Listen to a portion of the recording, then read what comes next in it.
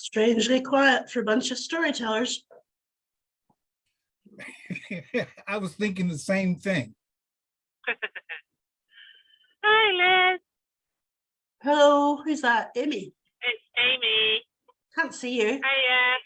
Hello, everyone. Hey, cousin Dave, Hello. you're people. muted.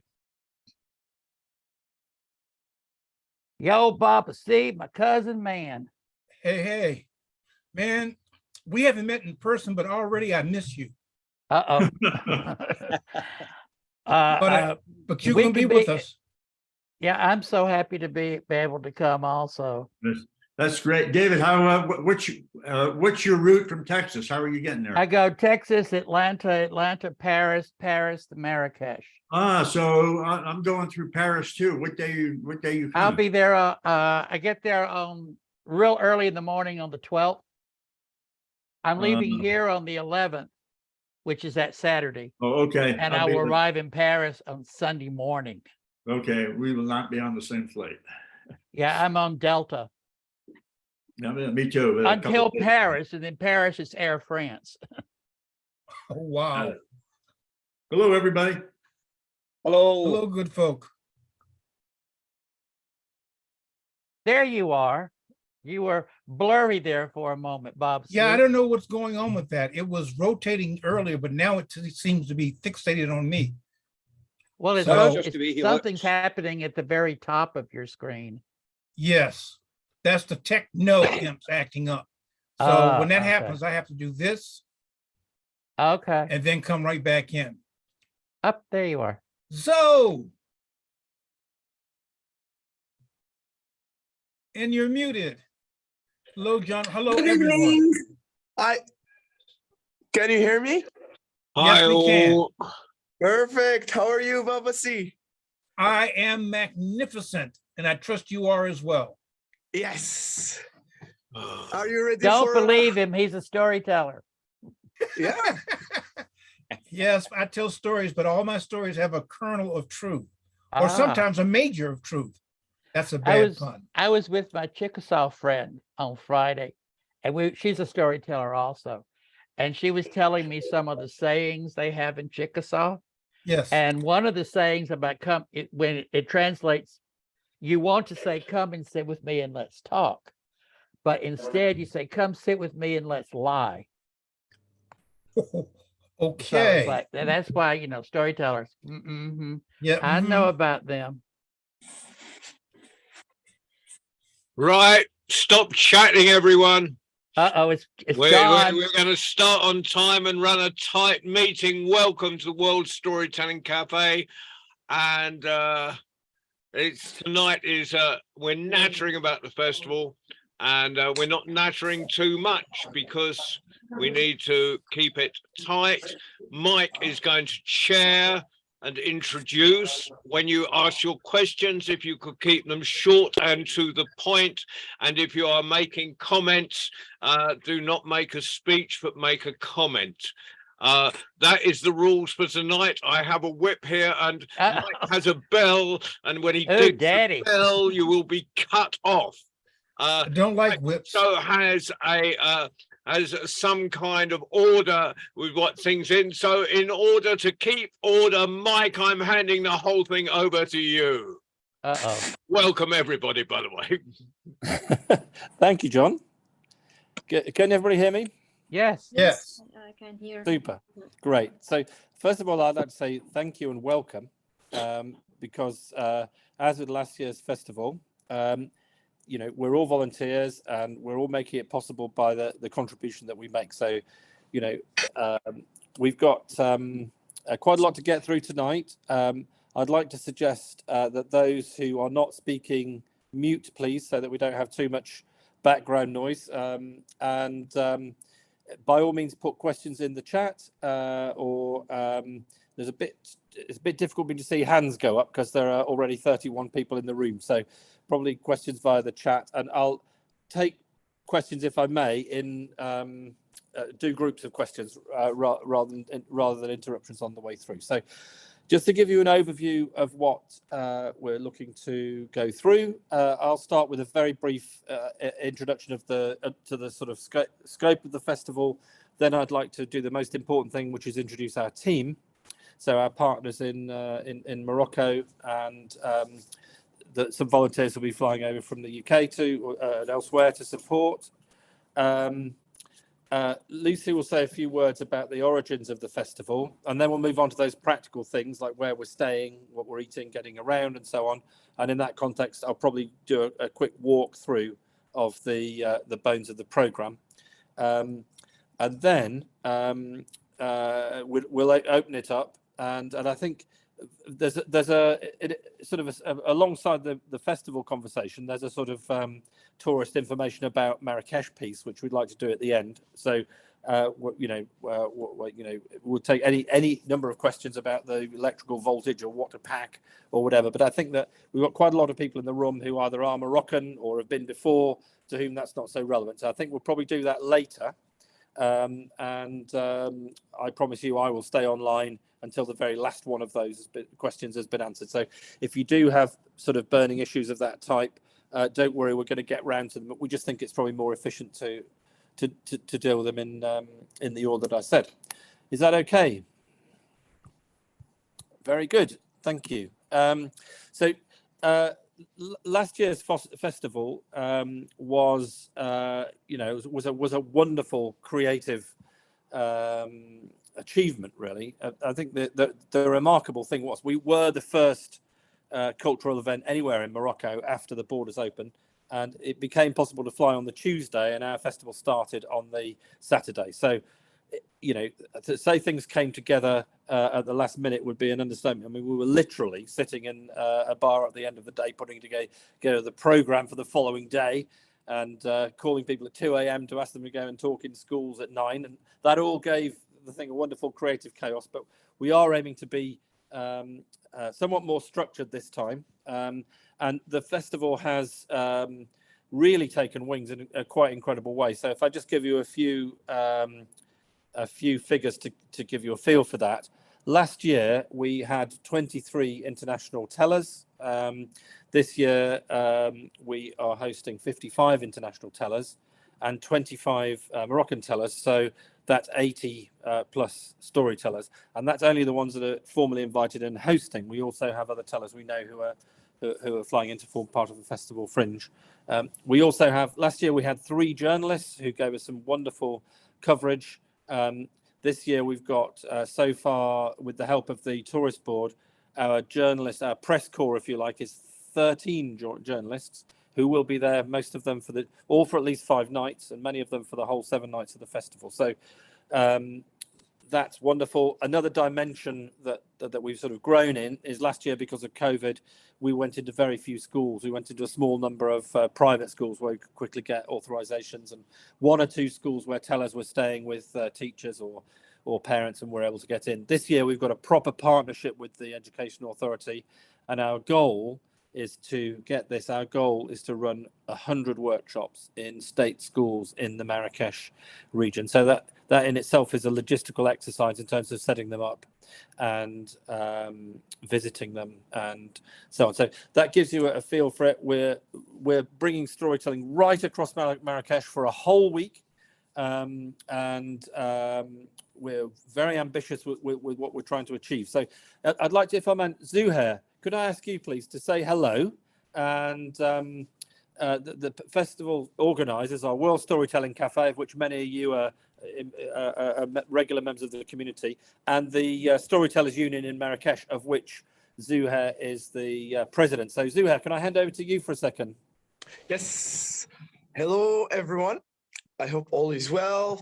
First of all, I would love to thank every and each one of you for taking such a journey with us, and also the ones who came to our festival last year and are coming to our festival this year.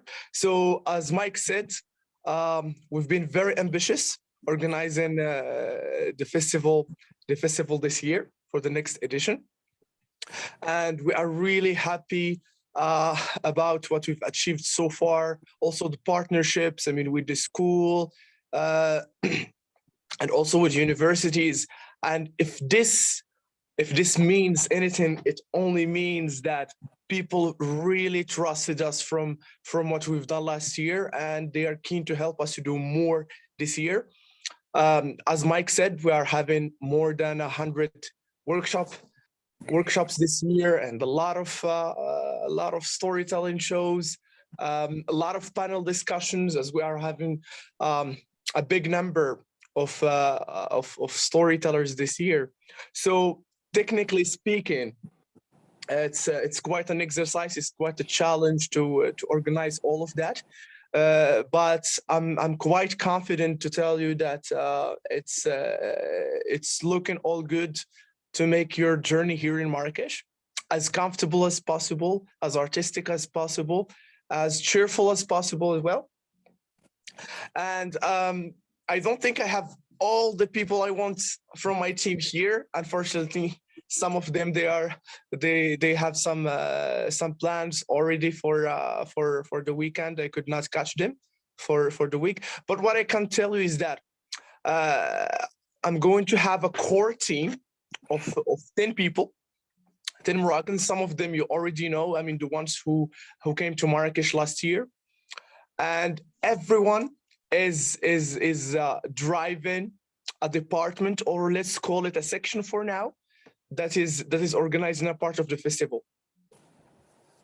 Meaning I have Akram, if you remember, the responsible for workshops last year. We are having the same person leading the workshops this year, meaning whenever you need anything concerning workshops, that's the person to contact in terms of logistics. If you don't know how to get to the place, he will be making sure that you get your transportation and you arrive to the school, and he makes sure that whatever you need, a pen, a piece of paper, extra chairs, he will get that for you. So you make sure that whatever request you have concerning that, you approach Akram. And don't worry about the names right now. You only have to get the logic of the event, because we will send you an email probably next week explaining all the people that are responsible for sections or departments of the festival that you can approach with their pictures. So you will recognize them when you are here in Marrakesh, and phone number and email. So you only have right now to get the logic of the organization of the festival. Also, we have a panel discussion / conference officer, Osman.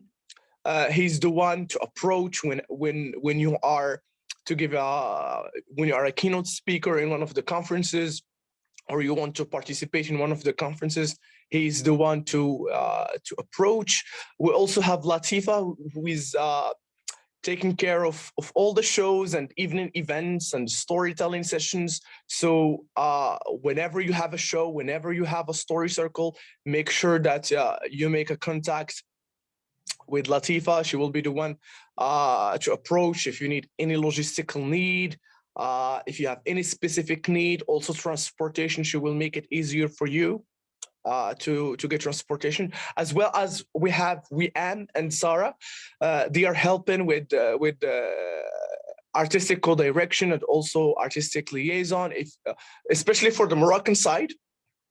But if you need anything, any extra help that you think those two girls can provide, you can approach them easily. I mean, as well as we have a communication officer who takes care of that journalists know where to go, and every storyteller gets a really good picture to put on the website. Also make sure that everything is promoted, make sure that your amazing shows and your amazing performances will get enough audience. And I'm also confident to tell you that you are very famous in Marrakesh, and people are looking forward to watch your performances and hear your stories. So it's all excitement for both parties. So yeah, so basically in terms of organization, every section of the organization has a specific team taking care of it. And this year, we've been very lucky to work with university as well, in the sense that we got more than 40 volunteers, university students who master 3 main languages, French, Arabic, and English. And they will be working in all the departments I told you about, and they will make sure that your experience here in Marrakesh and your experience in the festival is as comfortable as possible. All right, so I guess, Mike, that's from the technical side. Maybe if I forgot to mention something, you. That's great. No, is it? Do you have any of your section leaders along to say hello this evening? Yes, I guess we do. So Sarah is here. Okay, Sarah, can you say hello? Hello everyone, this is Latifa. Latifa, is that you? Yeah, that's me. Can you hear me? Perfect. Latifa is here. Yes, we can hear you, Latifa. But we can't Hello. see you. This is Sarah. Welcome, Sarah. Are you able Okay. to put your videos on so that we can see you, or is that not possible? Yes, it is. It is Yeah. from my side. Hello Perfect. everyone. Hello, I can see people that I know. Babashi. Hello. Hello, John. Hello, everyone. Nice to meet you all. Very happy to be here with you. Hello everyone. Okay, maybe Latifa and Sarah, you can go first. Latifa, just talk a little bit about your department and how excited you are to help the storytellers make their performances. Of course. Anyway, well, last year was actually an exceptional year. As a first edition, it was not easy actually, but eventually we've done it. But the most important part is that we met, we gathered, and we knew each other like more, and we're willing this year to actually do more and do better work with.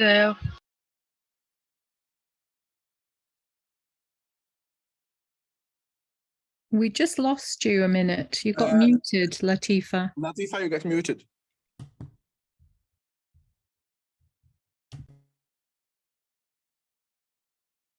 Oh, I must Okay, I need guess to Latifa unmute. has some technical issues.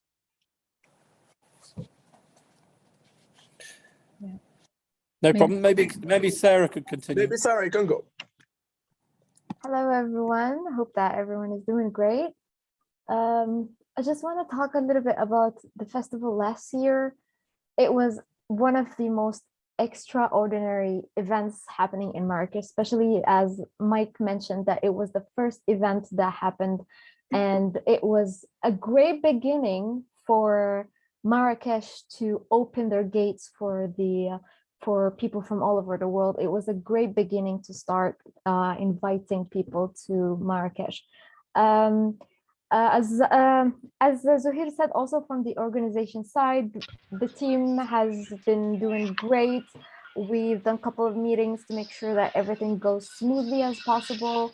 I will be responsible for the artistic side. I will try to help the performers to perform in the right places for them, make sure that the environment is good for them, make sure that they have audiences for them as well. And if you ever need anything during the festival, you know who I am. I'm Sarah, this is my face, and I hope that I see everyone at the festival.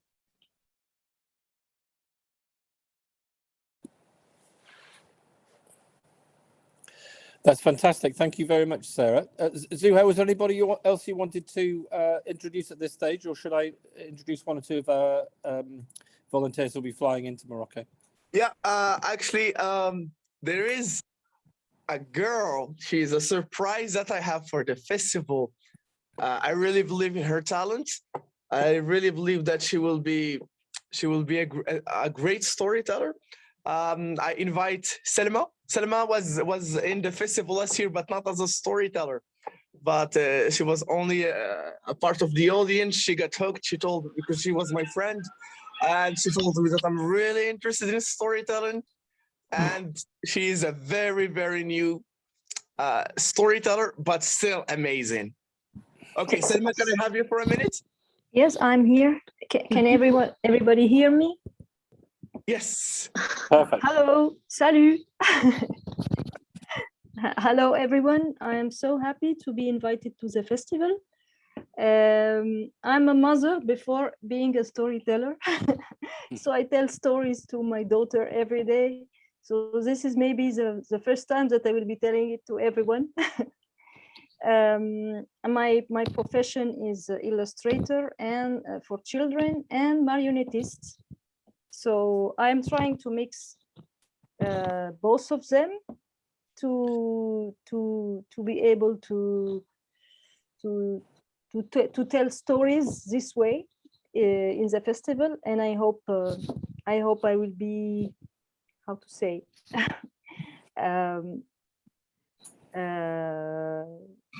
learning more about it from everyone that I will meet, big professional storytellers. So thank you, Zuhair. Yes. I feel a bit shy. No worries. No worries. I mean, I'm sure you will enjoy the company of all the international artists that are there in the festival. I would also love to invite another Selma from the organization team. So the other Selma, can you also go on and talk to us about your department, about how you see the festival? Hello, everyone. Hello, but Hello, we don't see everyone. you. Never mind. Hear me? Can everyone hear me? Yes, but we can't see you. You can't see me. Yes. I've started the video. You can't see me. Not yet. Okay, it's a little bit of a technical issue, but Okay, so let me try just like this.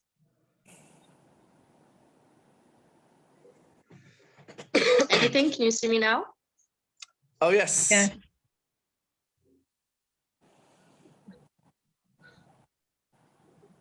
Okay. Okay. Hello, everyone. My name is Selma. I didn't work with you on the festival last year, but I've been there. I've met some of the storytellers like Seth, like Baba C. It was a very enjoying, a lovely experience. It was wonderful to hear all those stories and see how people transmit the words from one language to another. Even if you didn't understand the language, we just see the way people are telling the story and you would understand. And it was really something that stayed with me and I loved it. So I asked Zuhair if I could work with him on this festival this year. I will be managing a support team. It doesn't have a specific role or task. I will be helping any departments that needs any extra help that has high demand. I will be supporting them and helping them. I will also be doing some shows. Hopefully they will turn out okay and great. I don't have much experience in storytelling, but hopefully this year is my year. Yeah. And let me tell you something, Baba C, you should be careful. And I can't wait to work you together. should prepare some very good shows because Selma is in the house. I mean, both Selmas. Should prepare a very good show.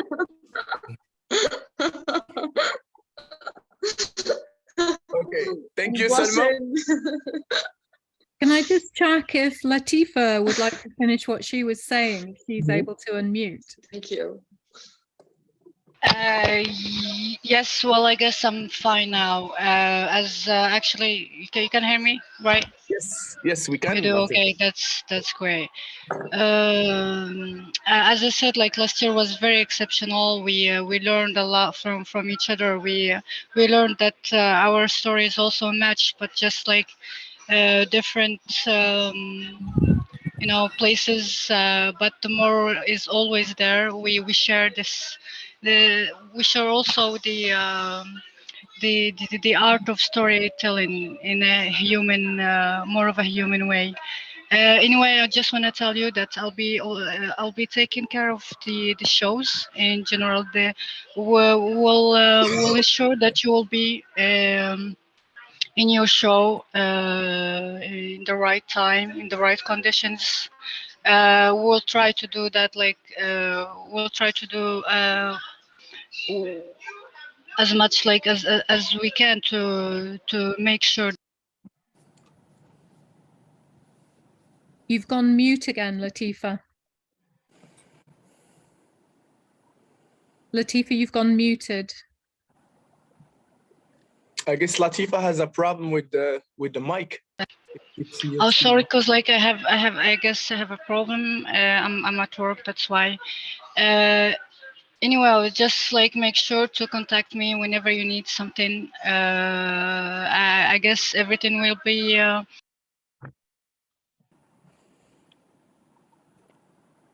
You're Okay. muted again. Sorry.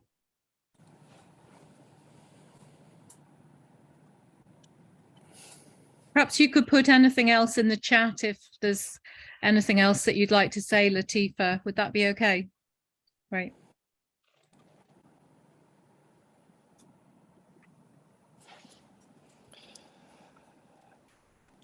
Okay. Claire Zuhair. asked, so we know where to contact. So don't worry about the contacts of the heads of sections, because we will put them in the email that we are going to send next week. So all the names of all the heads of sections with how they can help you, you can have it in the email. So you don't have to worry about any contacts right now.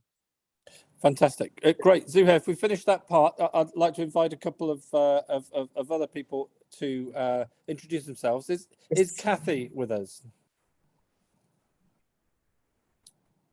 Kathy? Hi. Yes, I am here. Hi. Hello, Fantastic. everybody. Welcome. Could I, before Kathy speaks, we ask those who are not speaking to close their microphones. I think we've got quite a few microphones open in the background, so just to keep the distractions down a bit. Thank you very much. And Kathy is, we're so honoured and delighted that Kathy is with us, leading our artist liaison. Hi, yeah, so I'm volunteering and helping Mike, Lucy, Zuhair, and the team that Zuhair put together to help your time in Marrakesh. Basically, I was in Marrakesh this week. It's fabulous. I got to see all the wonderful venues you're going to be in, the places, trying to get my way around it. So I can help you as well find your way, maybe, or we can get lost together. I'm not sure. I've got a lot of experience in events organizing, big festivals, big site-specific projects. I am a French speaker, originally from Marseille. But I live in Wales, so I also speak a little bit of Welsh, or okay Welsh, and English. Yeah, and I'm based in, I think I said in Aberystwyth, but. Fantastic. Welcome. And so Kathy will have a permanent base within the festival with the people who are helping us. So that will be. By all means, your first point of call will be the sections who are responsible for dealing with these various different things. But then Kathy sits there with her team as an artist liaison support. So thank you very much for that. Is Sarah on the line? Would you like to say a word, Sarah, about the social media side of things? I think many of you will have seen the uptick in activity on pre-festival social media. Hi, everyone. My name's Sarah. I'm taking care of promoting the festival via the internet, via social media, and connecting to those who may help us, including yourselves. So please, if you find your posts on our social media, share them on yours. During the festival, I will be based in Riyadh Star, and I'm sure that you will all be coming with photos that you've taken during the event. We would love those photos. We can use them for big upping what you've done, and you can then use our social media to network that you were at this event. So any photos that you take, we would be so grateful if you could either drop by at the Storytelling Cafe or at Riyadh Star, where someone will help you to put those into a shared folder. There will be a sheet in your information packs that you receive when you get to Marrakesh that explains how you can do that yourself. But if you don't want to deal with transferring them, we have members of the team to help you to do that. I know Marrakesh very well. I lived there for a while. My daughter lived there for a long time. And one day I bumped into Mike Wood on a plane many years ago on the way there. And then I'm involved in all sorts of things now. So I'm looking forward to meeting you all, and throw pictures my way, even if it's via the messenger chat on Facebook. It's better to have them that way, even though it reduces their impact a little. It's better for us to have them. So yeah, all I want is your pictures and for loads and loads and loads of publicity. See you there. Thanks, Sarah. That's absolutely wonderful. Is Bianca on? Would you like to say hello? Of course, I'm here, Mike. Welcome, Hi, Bianca. guys. So Bianca works in the reservations team of our Riyadh business, has got 10 years of experience of helping guests to come to Marrakesh. You will be receiving communication with her about where you are staying and about pickup and those sort of logistical things. She will be in the in Marrakesh throughout the festival, and is there with Kathy to help on the support on that side of things. So, Vamoose, maybe you could tell them about Vamoose. Yes, I will work on Vamoose. So most of you I know from the internet. When the pandemic started, we had the first cafe online. So I will send you lots of emails regarding accommodation. You are already sending me emails asking me about accommodations. You're asking about the program. Is not the last. I will say about Vamoose. I will do the Vamoose this week. I didn't have time to do it. So the program is still a work in progress. I try to send it to everyone in the chat. I uploaded now the PDF on the website, so you can see it if someone doesn't have it. This is only for info. It's not 100% done. I will prepare a Vamoose account. I will send you all the details before your arrival. I need to say more.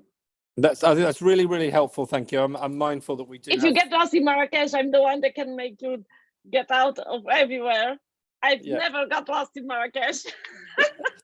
And when we talk about Vamoose, Vamoose is an app. For those of you who have smartphones, you don't need data roaming or to have Wi-Fi at the time. Vamoose will show you where you are, and within the Vamoose, you will have our accommodation partners for this year, our venue partners for this year, a program, and the Vamoose program will be updated regularly and will be in several languages. So all of those sort of resources are there in terms of website and so on. So thank you very much, Bianca. I'd like to, if I can, pass over now to Lucy, who will talk a little bit about the origins of the festival. I'm conscious that we've used our first half hour now, and everybody is anxious to move on to practical things like where we're staying and what we're going to eat and getting around and what the schedule's like. So, but I still think it's helpful to have a background on the origins and ethos of what has drawn us together here, really, from our diverse geographies and backgrounds. So Lucy, would you like to say a few words? Yeah, I think Tamu wants to say hello as well. This is our cat who's just jumped up on me. I'm going to just put him down for a second. Yeah, so the origins really began when I first of all saw in my personal life and in my life as a psychotherapist how transformational stories could be. Changing somebody from being a victim to being a survivor, and sort of anything that's, you know, glass half empty to a glass half full. And also I was interested in the neuropsychology of stories and child development and that sort of area. So I've always been interested in stories from one point of view or other. But anyway, the story of the beginning of the World Storytelling Cafe was really a love story, in that Mike didn't really know very much about stories, except he had met John Rowe, which was a very good introduction for him. And so I had said to Mike that I would love to create a storytelling, it was going to be a museum actually rather than a cafe. And I wanted to be able to offer opportunities for women in particular, but everybody to be able to do storytelling and for people to learn storytelling at this museum stroke cafe. And so Mike got on board with this, and we ended up buying a very small riad, which we've converted into a storytelling cafe. It really is tiny, but it does a lot. And then we had to stop building during COVID. And during that time, Mike went off because he had to go into isolation. And just in 2 weeks, he harnessed the power of, well, all of our team who didn't have any tourists to look after, to create the World Storytelling Cafe website. And John Rowe knows everybody. Everybody loves John. And so because of John and everybody's love for him, we were able to create this amazing community. Yeah, and I was inspired by Vanessa Branson, who set up the Biennale for art, a festival for art, which sadly is now not taking place in Marrakesh. But I saw what an amazing buzz she was able to create, and how much she was able to promote art, different forms of art. And so we thought, well, why not have a festival for the Storytelling Cafe? And so that's been brewing for quite a long time. And so that's basically how it happened. And I won't go into any more details on that, because I have got a tendency to, maybe I could be a storyteller, because I do have a tendency to go on and tell stories. So the ethos, I think maybe what I should do is put it in, should I just put it in the chat if we're really short for time? I've got an A4 sheet that I was going to read out, but if you feel it's taking too long. Mike, what do you think? Maybe if you don't, perhaps not an A4 sheet, but if you just in a couple of sentences and then maybe share the document. Okay, all right. Well, I came across something, and I don't know who I can attribute this, but it says, those who tell the stories rule the world. Hello, Tamu again.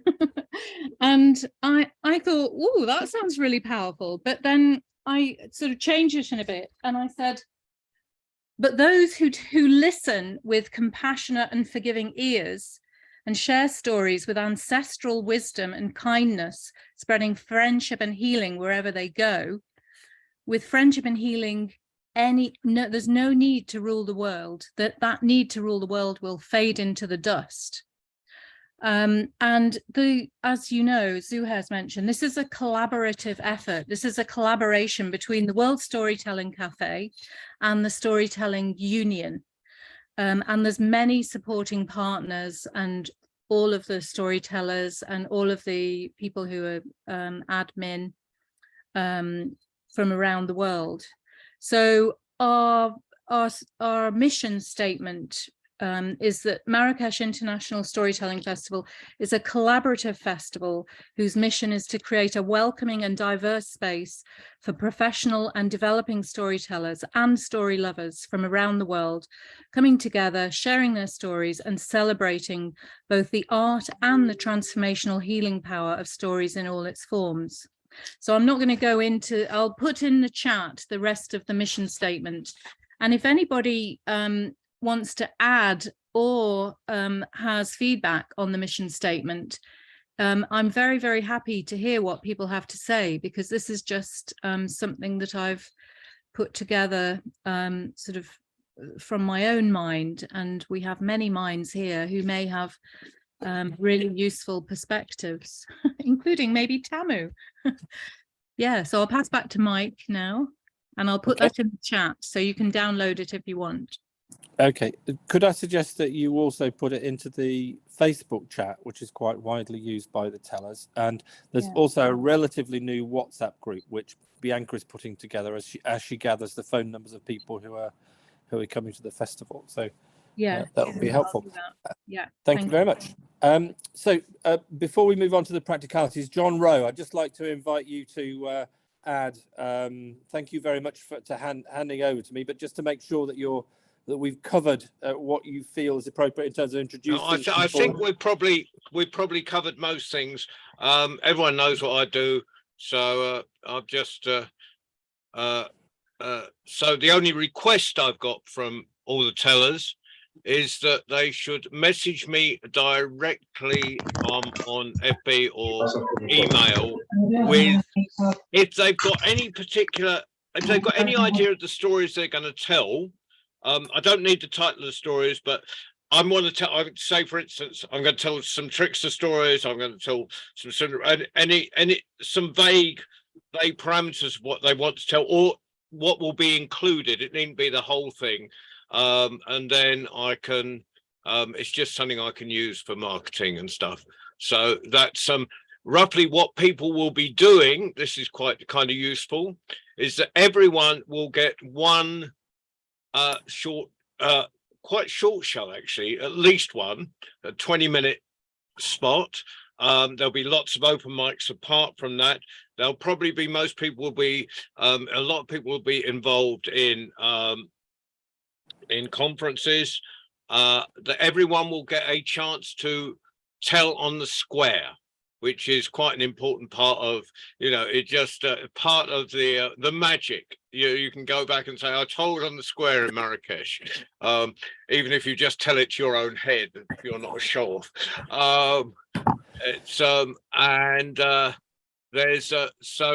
And that's all we can guarantee. You'll probably be doing loads more than that, and everyone will be going into a school. So I'm having to sort of sort out for 80 people. I can't guarantee more than that. But because it is as much performance, as much a gathering as it is a chance to perform. So with that, I'm going to shut up and show it back to Mike. Thank you. Thank you very much, John. Zuhair, is there anything you wanted to add at this point? Are you comfortable with the direction of travel? No, it's all good. All good. Fantastic. Thank you very much. So on to the practical things then. I think about a third of the people who are online at the moment were in Marrakesh last year. So excuse me that if I'm going over things in a more basic way, but Marrakesh is a medieval walled city. It's within the city walls. It's largely pedestrianised. There are very few places where cars can go. That you do get motorbikes whizzing about, but mostly pedestrians. And there are sort of working animals too there, like mules and the like. So it's almost like a medieval sort of street scene. In the heart of it is this wonderful square, the Jemaa Fna, where a multitude of entertainers gather.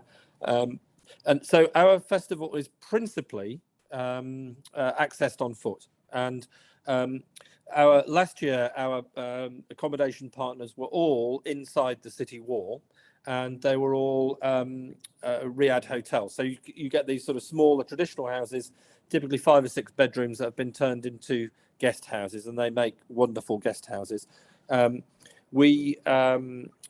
Lucy and I have a couple of Riads ourselves, and we have a number of friends who operate them, and we appealed really broadly to the Riyadh community to support us, and that was really the basis of last year's festival. This year we've expanded in 2 ways. We have reached out to more friends and got more rooms in these riads. We've also been supported, and this is really important, by the hotel community. So the Tourist Board has got behind us. They're helping us in a number of ways, and they've brought on board so far 5 hotels, and these are all very accessible to the Medina. This is the thing I really want to emphasize, that within a 20-minute walk of the main square, you would get to the northern part of the Medina, and the hotels that we're working with are to the west of the main square, but they're not a greater walking distance. So the whole festival would be within a 30-35 minute walking distance, and most of the most things would be within a 20-minute radius of the square itself. And we are working on producing a map which people will which will have all the accommodations and all the venues on it, so that will make sense. So walking is going to be your principal mode of transport. We will have some minibuses which are linking linking venues a little bit, and we've got 1 or 2 activities which take place outside of the Medina, and so there will be some motorized transport there as well. There will be the finer details of the logistics of that haven't been finalized, but we have got an outline plan, and one of Zuhair's teams is working on it. We're using those vehicles to take us out to schools as well. So if you're having problems getting round, then obviously let us know. I think the other thing to mention is that there are taxis in Marrakesh, and these places that we're talking about, the hotels, principal venues and so on, would all be within a well, if you went on the meter, it would be a 7 dirham taxi ride. So if you were to sort of pay a very generous tip and give them a 20 dirham note, which is 3 times what it would go on the meter, that's about $2, okay, for a taxi. So we're a very compact festival. We're in a very small area, which is the Medina, the Old Town Medina, and the sort of fashionable part of the New Town, which is adjacent to it. In terms of where you will be staying as individuals, those of you who are staying in riads have now received an email. Now, I know you don't all check your email every day, but those of you who are staying in riads have now been informed of that. Those of you who are staying what I didn't mention was we also have some home stays. So people who live mainly in the Old Town, but sometimes in the New Town as well, who want to support the festival, have offered to have tellers in their homes. Again, those people who have home stays have been informed already. So the rest of you will be staying in our hotel partners. Why haven't we told you exactly which hotel? Partly because we are waiting for 1 or 2 hotels to confirm, and partly because we've got a little job to do putting together sort of teams within the hotel so that we can nominate a sort of team leader for the hotel to speak to, and get a mix of languages spoken that corresponds with the guests that will be there, and so on. So there's a bit of fine tuning to take place there. But if you have not been told which riad or homestay you are you're going to be hosted by, then you will be staying with one of our hotel partners. And I think when you see them, you will be extremely impressed. They're all 5-star properties, and they are all very very pleased to support the festival. Very pleased to have you with us. Question just popped up about getting in from the airport. All of our arrival transfers, we have an arrival transfer partner, so you will be met at Marrakesh Airport and you will be transported to your host stay. If you're arriving, long before the festival, then you're maybe staying elsewhere before you arrive with our accommodation partner, and we'll liaise with you about your transfer within the city. But that's your arrival, and you don't need to pay for the arrival. You don't need to tip anybody who carries your bag or whatever. That's all taken care of. Looking at it from our accommodation partners' point of view, I just want to let you know that, for the riads, if you've got a 5-bedroom hotel and you're giving up one of your 5 rooms for the week, that's a big commitment to the festival. And I think the fact that we have, I think it's 25 riad partners just shows just how supportive that community is. Accommodation is offered on a bed and breakfast basis, so you'll get a bed and you'll get a very good breakfast. It will be the same at the hotels. The assumption is that the hoteliers are going to be out and about in the festival during the course of the day. In terms of other meals, we've got some set piece meals which are within the program. So we've got a welcoming dinner on the Sunday evening. We've got a gala dinner on the Friday evening, and we will be again supported by local partners. We will have meals, sort of box meals, which are available throughout the festival. So like a lunchbox, a packed lunchbox, and that will be. The intention is that will happen twice a day. There'll be a sort of lunch. So you've had breakfast where you're staying. There'll be a lunchtime meal and there'll be an evening meal. We appreciate not everybody will want to take advantage of that. There are many wonderful restaurants and street food and vast variety available, but the bones of what you would need to eat are there. I guess the flip side of the hotels that we're partnering with being such luxurious and lavish establishments is that they are, of course, they're going to be expensive if you start eating in the restaurants or pulling things out of the minibar. There isn't, I'm afraid, a way around that. The festival was built on goodwill, and I think what we've put in place in terms of giving you a structure is really the best we can do in that sense. Can I just interrupt for a minute, Mike, please? And just let everybody who doesn't speak Arabic know about a word that's really important. It's inshallah.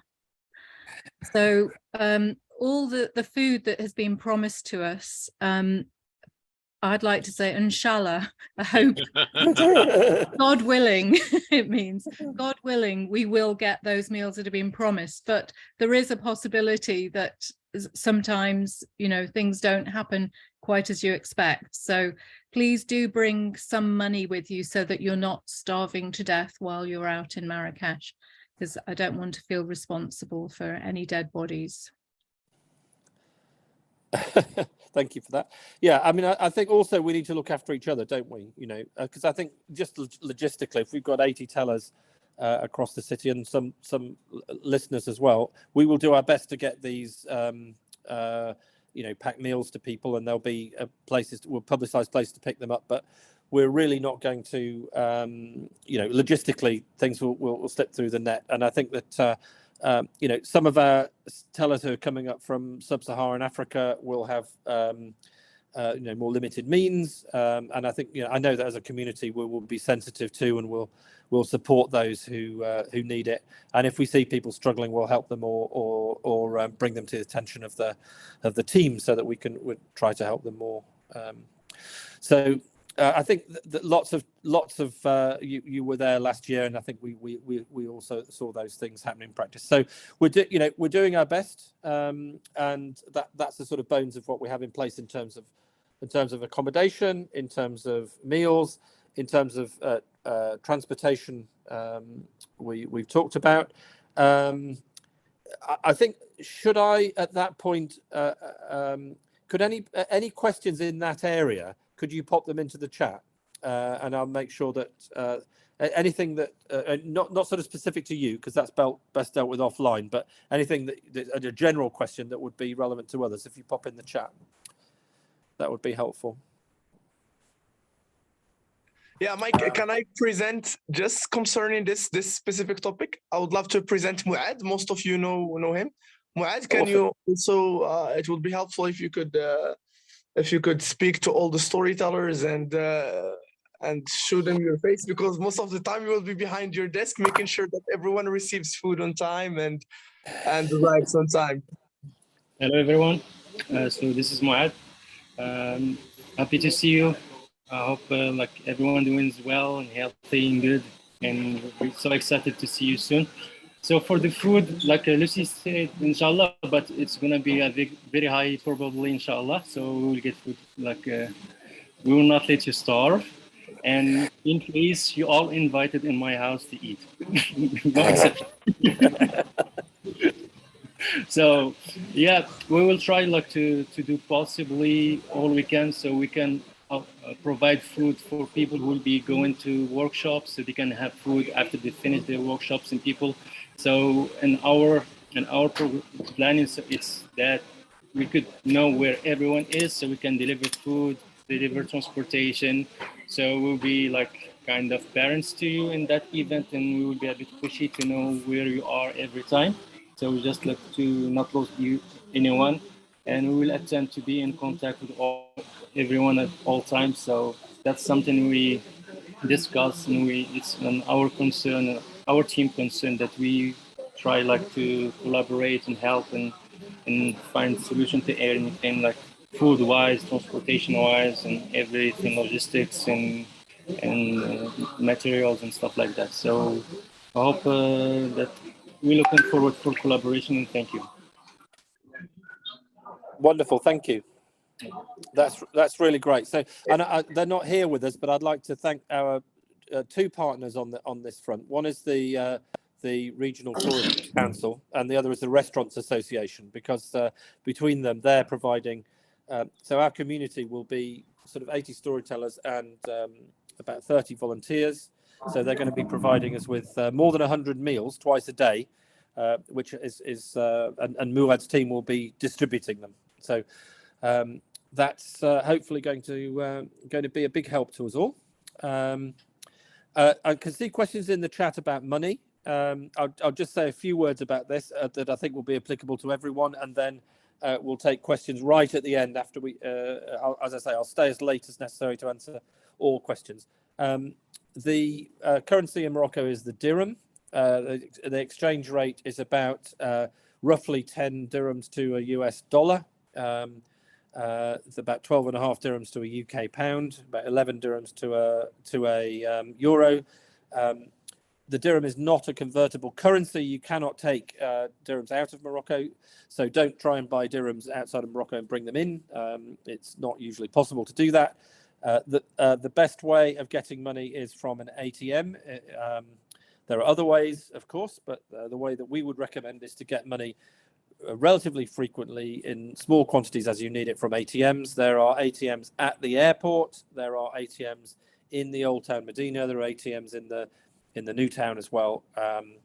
So that's, and you'll get a decent exchange rate. Marrakesh is not an expensive. Well, Marrakesh is a place where one can live inexpensively. There are also places that would be the same price as any European city or US city or whatever. So that hopefully answers the currency question. Anything else popping up in the chat that I should mention? Yeah, there are lots of ATMs in the square.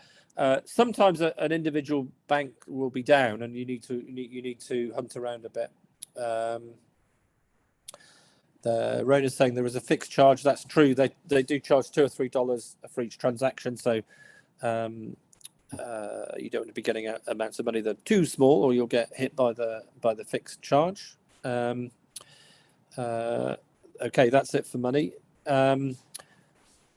Do most places take cards? So in the Medina, relatively, I would say pre-pandemic, relatively few places took cards in the Old Town. It would only be if you were buying a carpet or an antique or a musical instrument or a bigger item that you could have used a card. But that is changing remarkably quickly. I'd say, having said that, it's still mainly a cash economy. A lot of Moroccans wouldn't have a bank account, let alone a credit card. So if you wanted to live relatively inexpensively, it's a cash economy.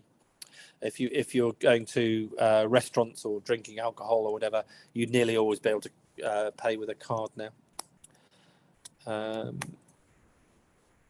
Okay, any more questions in the chat, or should we is there a recommended amount of money? Yeah. Mike, I saw a question about food for vegan food or not vegan. So there is a very big chance that all the food, all the meal boxes that we will deliver during the day. I'm not talking about official dinners. I'm talking about meal boxes that, as Mike said, will be distributed twice a day, like a lunch and a dinner box.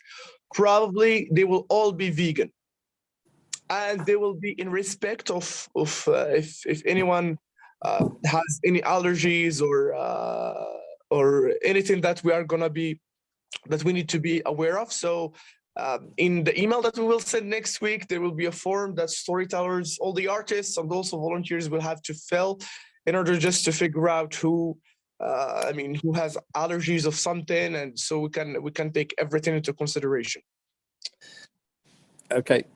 So there will be a recording of this. So I see Georgia is leaving, and so I just want to reassure her and any of you who need to leave for whatever reason that there will be a recording of this available. And anyway, don't hesitate to send us questions by other means. So that's all very good. So can someone say more about phones and SIM cards? So there are. So data, if you come in with an international phone, you could very well be hit by very high data roaming charges. That would be specific to your carrier. What a lot of people do is get a local SIM card. They're plentiful and inexpensive. Obviously, the downside of that is you're using a different number while you're in Morocco. Some phones will use more than one SIM, but I guess not that many. So SIM cards are readily available and are inexpensive. Now, I think what I'd like to do, if I may, is leave those sort of tourist and travel type questions to later in the conversation, unless anybody's got anything, just sort of 10 seconds for anything more urgent to get popped in there that may be applicable to everybody, and then we'll come back and we'll exhaust them, because I know people want to know about the program. And John has briefly touched on it, but I've just got a few words to say so that you've got more of a sense of what's going to be happening, which is just to walk you through the program for the week. So the festival starts on Sunday the 12th. Many of you are arriving actually during the day. There will be some activities in the World Storytelling Cafe on the day.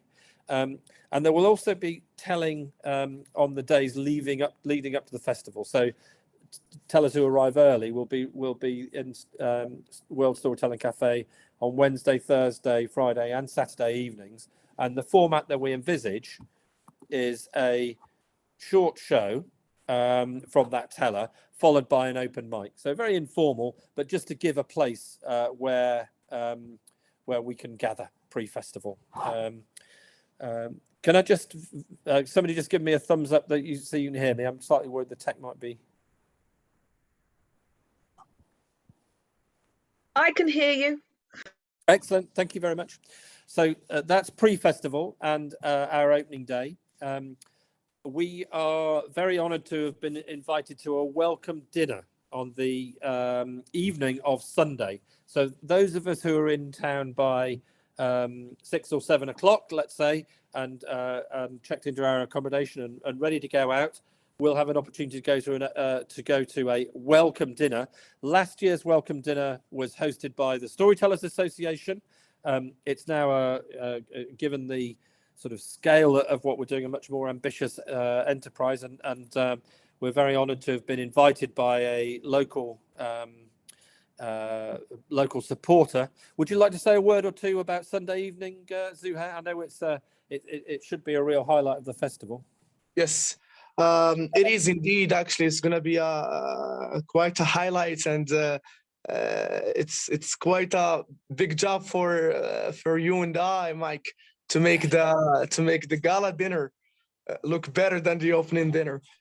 But yeah, so a friend of ours actually suggested that he would love to help by providing an opening dinner for everyone, including the volunteers, and it's gonna be in an iconic place, especially historical for storytelling. It's in Agafay Desert, so it's a deserted place that is quite touristy actually. It's nearby Marrakesh. We will all go to his place, which is quite big, big enough for more than 150 people to have lunch, to have a dinner together, and enjoy some music. And to be honest, I mean, I'm not sure of what he has in mind for the storytellers, but he told me that he's preparing some gifts for the storytellers. I think he's happy with what we did last year, and he would really love to contribute by making the festival successful from the very beginning. That's fantastic. And we won't, so there will be, the Agafay Desert is about a 20-minute drive. So there'll be some logistics involved in being sort of picked up and transporting our group out there and back. And we'll, our logistics team with Muad's support will be looking at returning people to hotels and returning people to the right place and so on. But it should be remarkable. That really should be fantastic. Actually, there are a couple of things that I've taken out of sequence now. So having looked at our arrival day and our arrival dinner, just going back to my notes, a couple of things I really want to mention. There are some things that would be very helpful if you could bring, if you have the opportunity.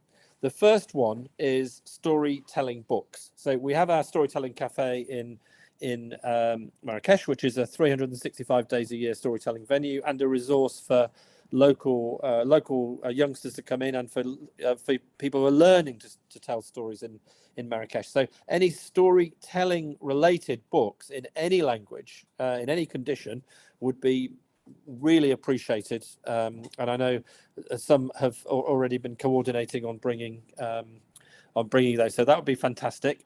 The second thing, and it's a bit of a hierarchy really in terms of sort of trickle down, the next thing is warm clothes. Particularly in the Atlas Mountains around Marrakesh, we're in the middle of winter, and when you get up to altitude, it is very cold. And we are working with a local association called the Association Inna Hinna. Last year, we had, when you've got 50 people coming in, or with our listeners 60 or 80 or 100 people coming in, if you've got room in your suitcase and you've got, I mean, nobody's suggesting that you buy or you go to extraordinary lengths, but if you do have warm clothes that are surplus to requirements, please bring them. We will collect them, and with our partners at Inna Hinna, we will get them to people who will really need them and appreciate them. So warm clothes, and for any age, and that's from baby clothes all the way through. So that's our second thing. The third, what to bring with you would be other books, in any language, particularly those related to learning languages, learning English, learning other languages, but any books. So we can take, so someone's saying jackets. Yes, jackets certainly would be included, but things that are warm. So those. Any other books. So we will do a triage and get those other books to the most useful place. So some of them will go to Henna Cafe and be used in the education program there. Bearing in mind, we're going to be doing 100 workshops in school. So there'll be no shortage of places that books and pens and other sort of simple items of that type can be used. And then the fourth thing that we're asking people to bring is small items to go into a story sock. And I'd like to, is Norman Perrin on the call? Not sure if I can see Norman. If not, could I ask either Norman or Lucy to unmute and just say a couple of words about the story sock, what sort of items we'd like in there, and what's behind that project? I'm here, and I'd like to hear Lucy, though, speak, and I'll say a little bit after that.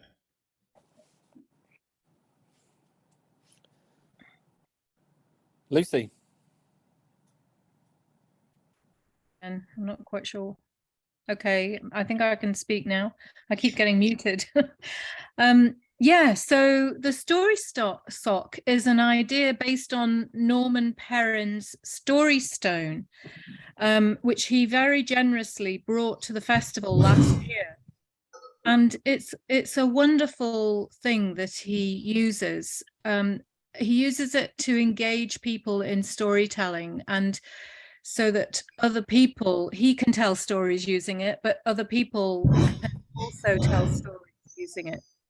And so what I thought was, we're going into these schools, 100 classrooms, inshallah, and it'll be just one visit this year. But if we're able to leave something behind, this story sock behind, then with some instructions or guidelines for the teachers, then why not have a storytelling session every day or every week or every month, whatever the teachers can manage.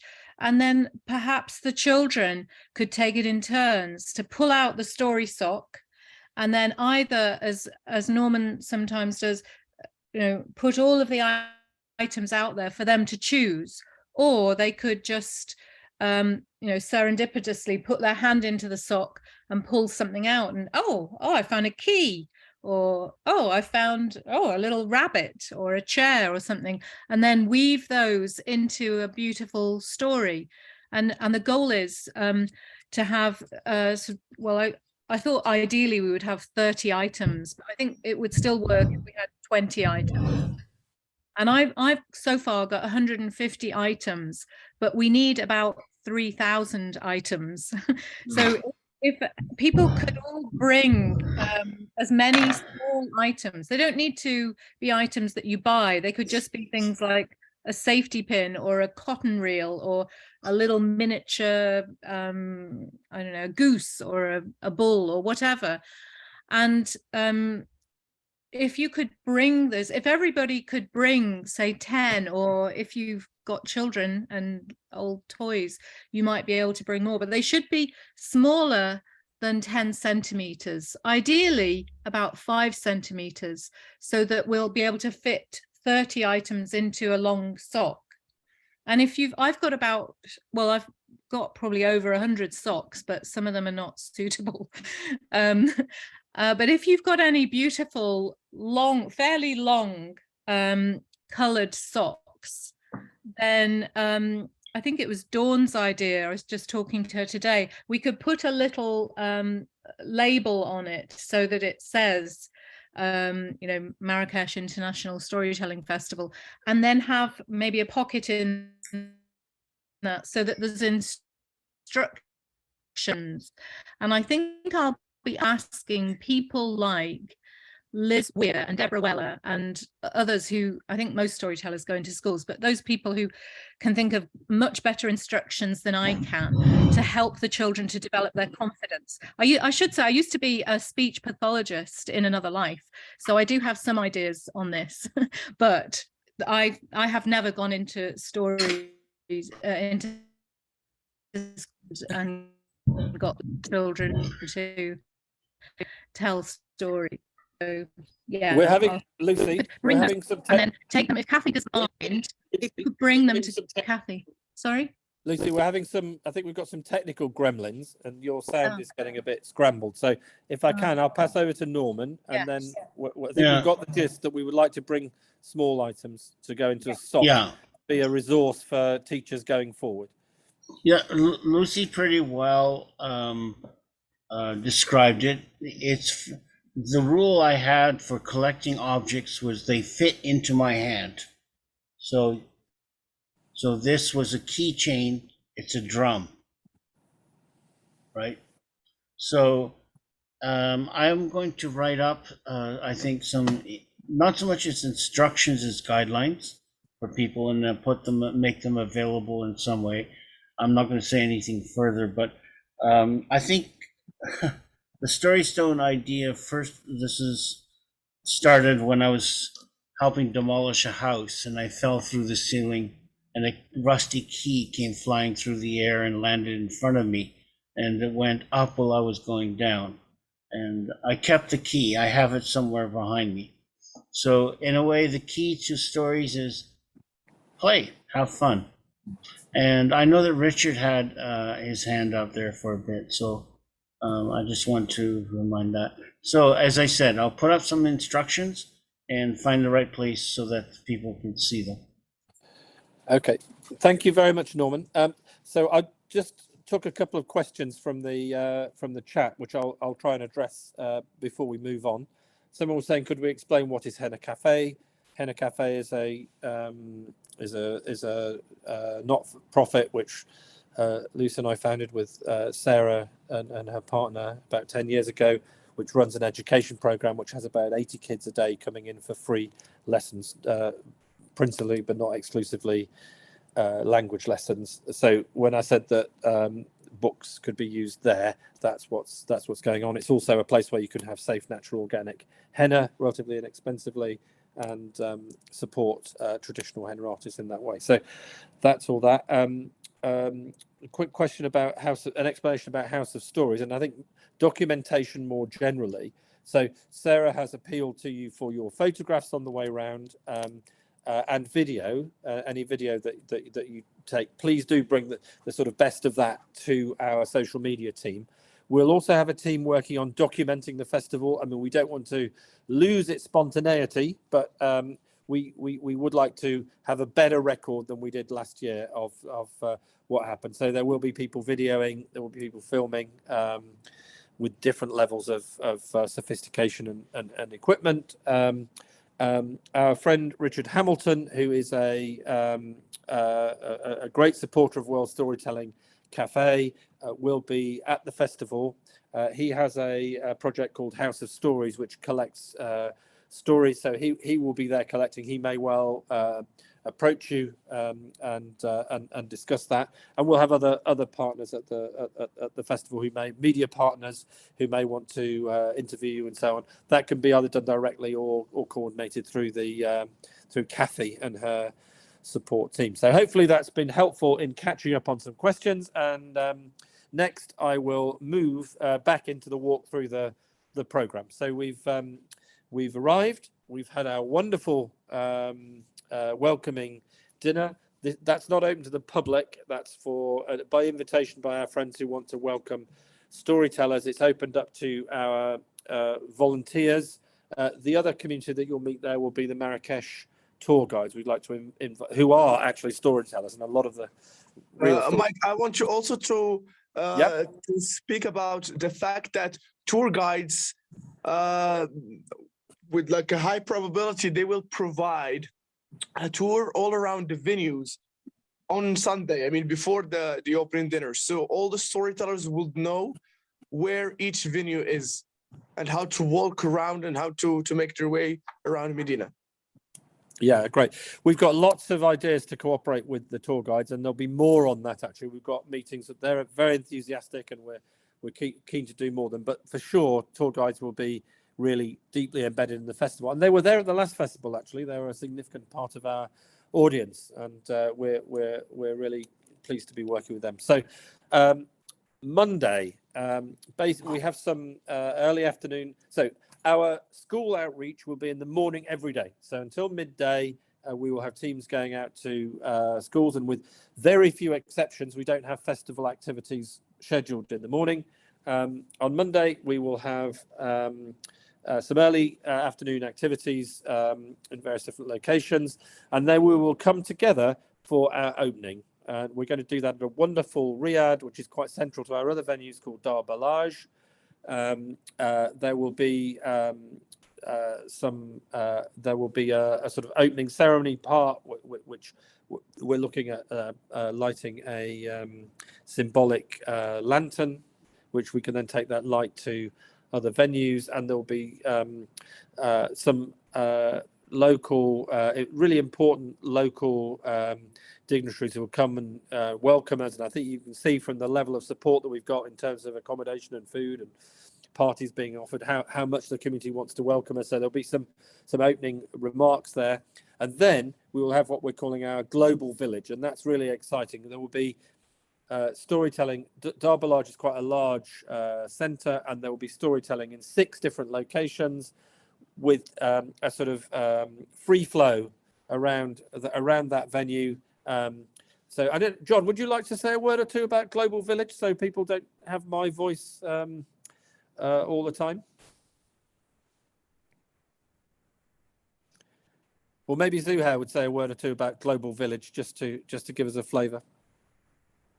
Sure. It's not your hearing aid, Seth. It was me being muted.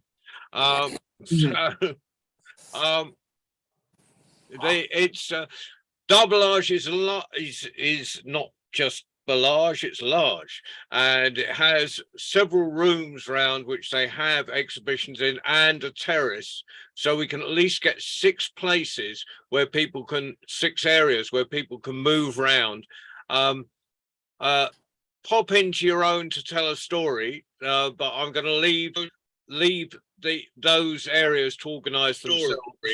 I have an enormous confidence in storytellers' ability to organize themselves.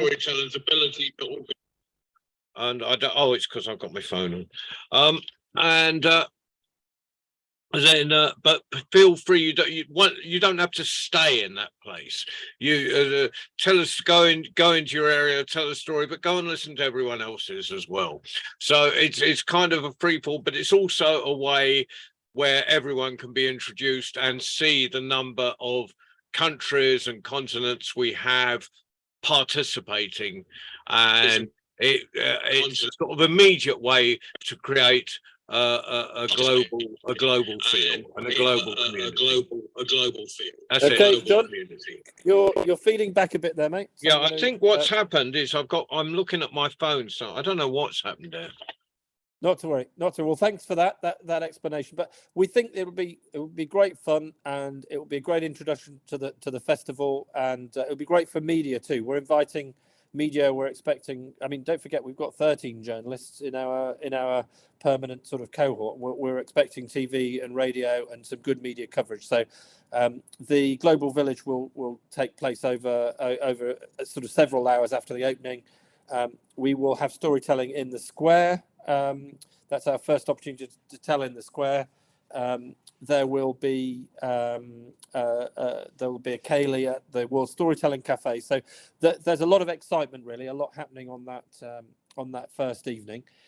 So this is our first mention of storytelling in the square, and I did see in the chat a question about amplification. There's certainly a high level of ambient noise down there, and I think we're going to, during the festival this year, we're going to experiment with different ways of telling there. So we will have several story circles. We will try amplification. We'll try different ways of seating people. The truth is that there's a lot to learn about making storytelling viable in the square, and one of the contributions I think that the festival will make is to experiment a little bit with that. I mean, Zuhair, would you like to comment on the square a little bit? Obviously, it's the heart of the storytelling tradition. Yes. So just to start by highlighting the importance of the square. So in relationship to Marrakesh, so it is actually the heart of Marrakesh. And from the very beginning of the square, 1,000 years ago, it was quite famous with storytellers. Storytellers ruled the square like sultans. Everyone appreciated them for 1,000 years. No TV, no radio, and especially Marrakesh was the land harbor for thousands and thousands of camels and hundreds of traveling caravans and merchants crossing the deserts for months and months. And when they land in the square, they would love to entertain themselves by hearing a story as well as telling what happened to them during their journey crossing the desert. So it is actually a recognizable place for storytelling, and the basic form of storytelling there, it's quite conventional. One person standing and telling a story to a crowd that is standing in a circle surrounding that storyteller. This is what we are going to take. I mean, we take this essence. Of course, we will provide amplifications, microphones, speakers if needed. Also, there will be some of you. It will be quite hard to actually manage the crowd, as it might be a new experience. I mean, telling in the square.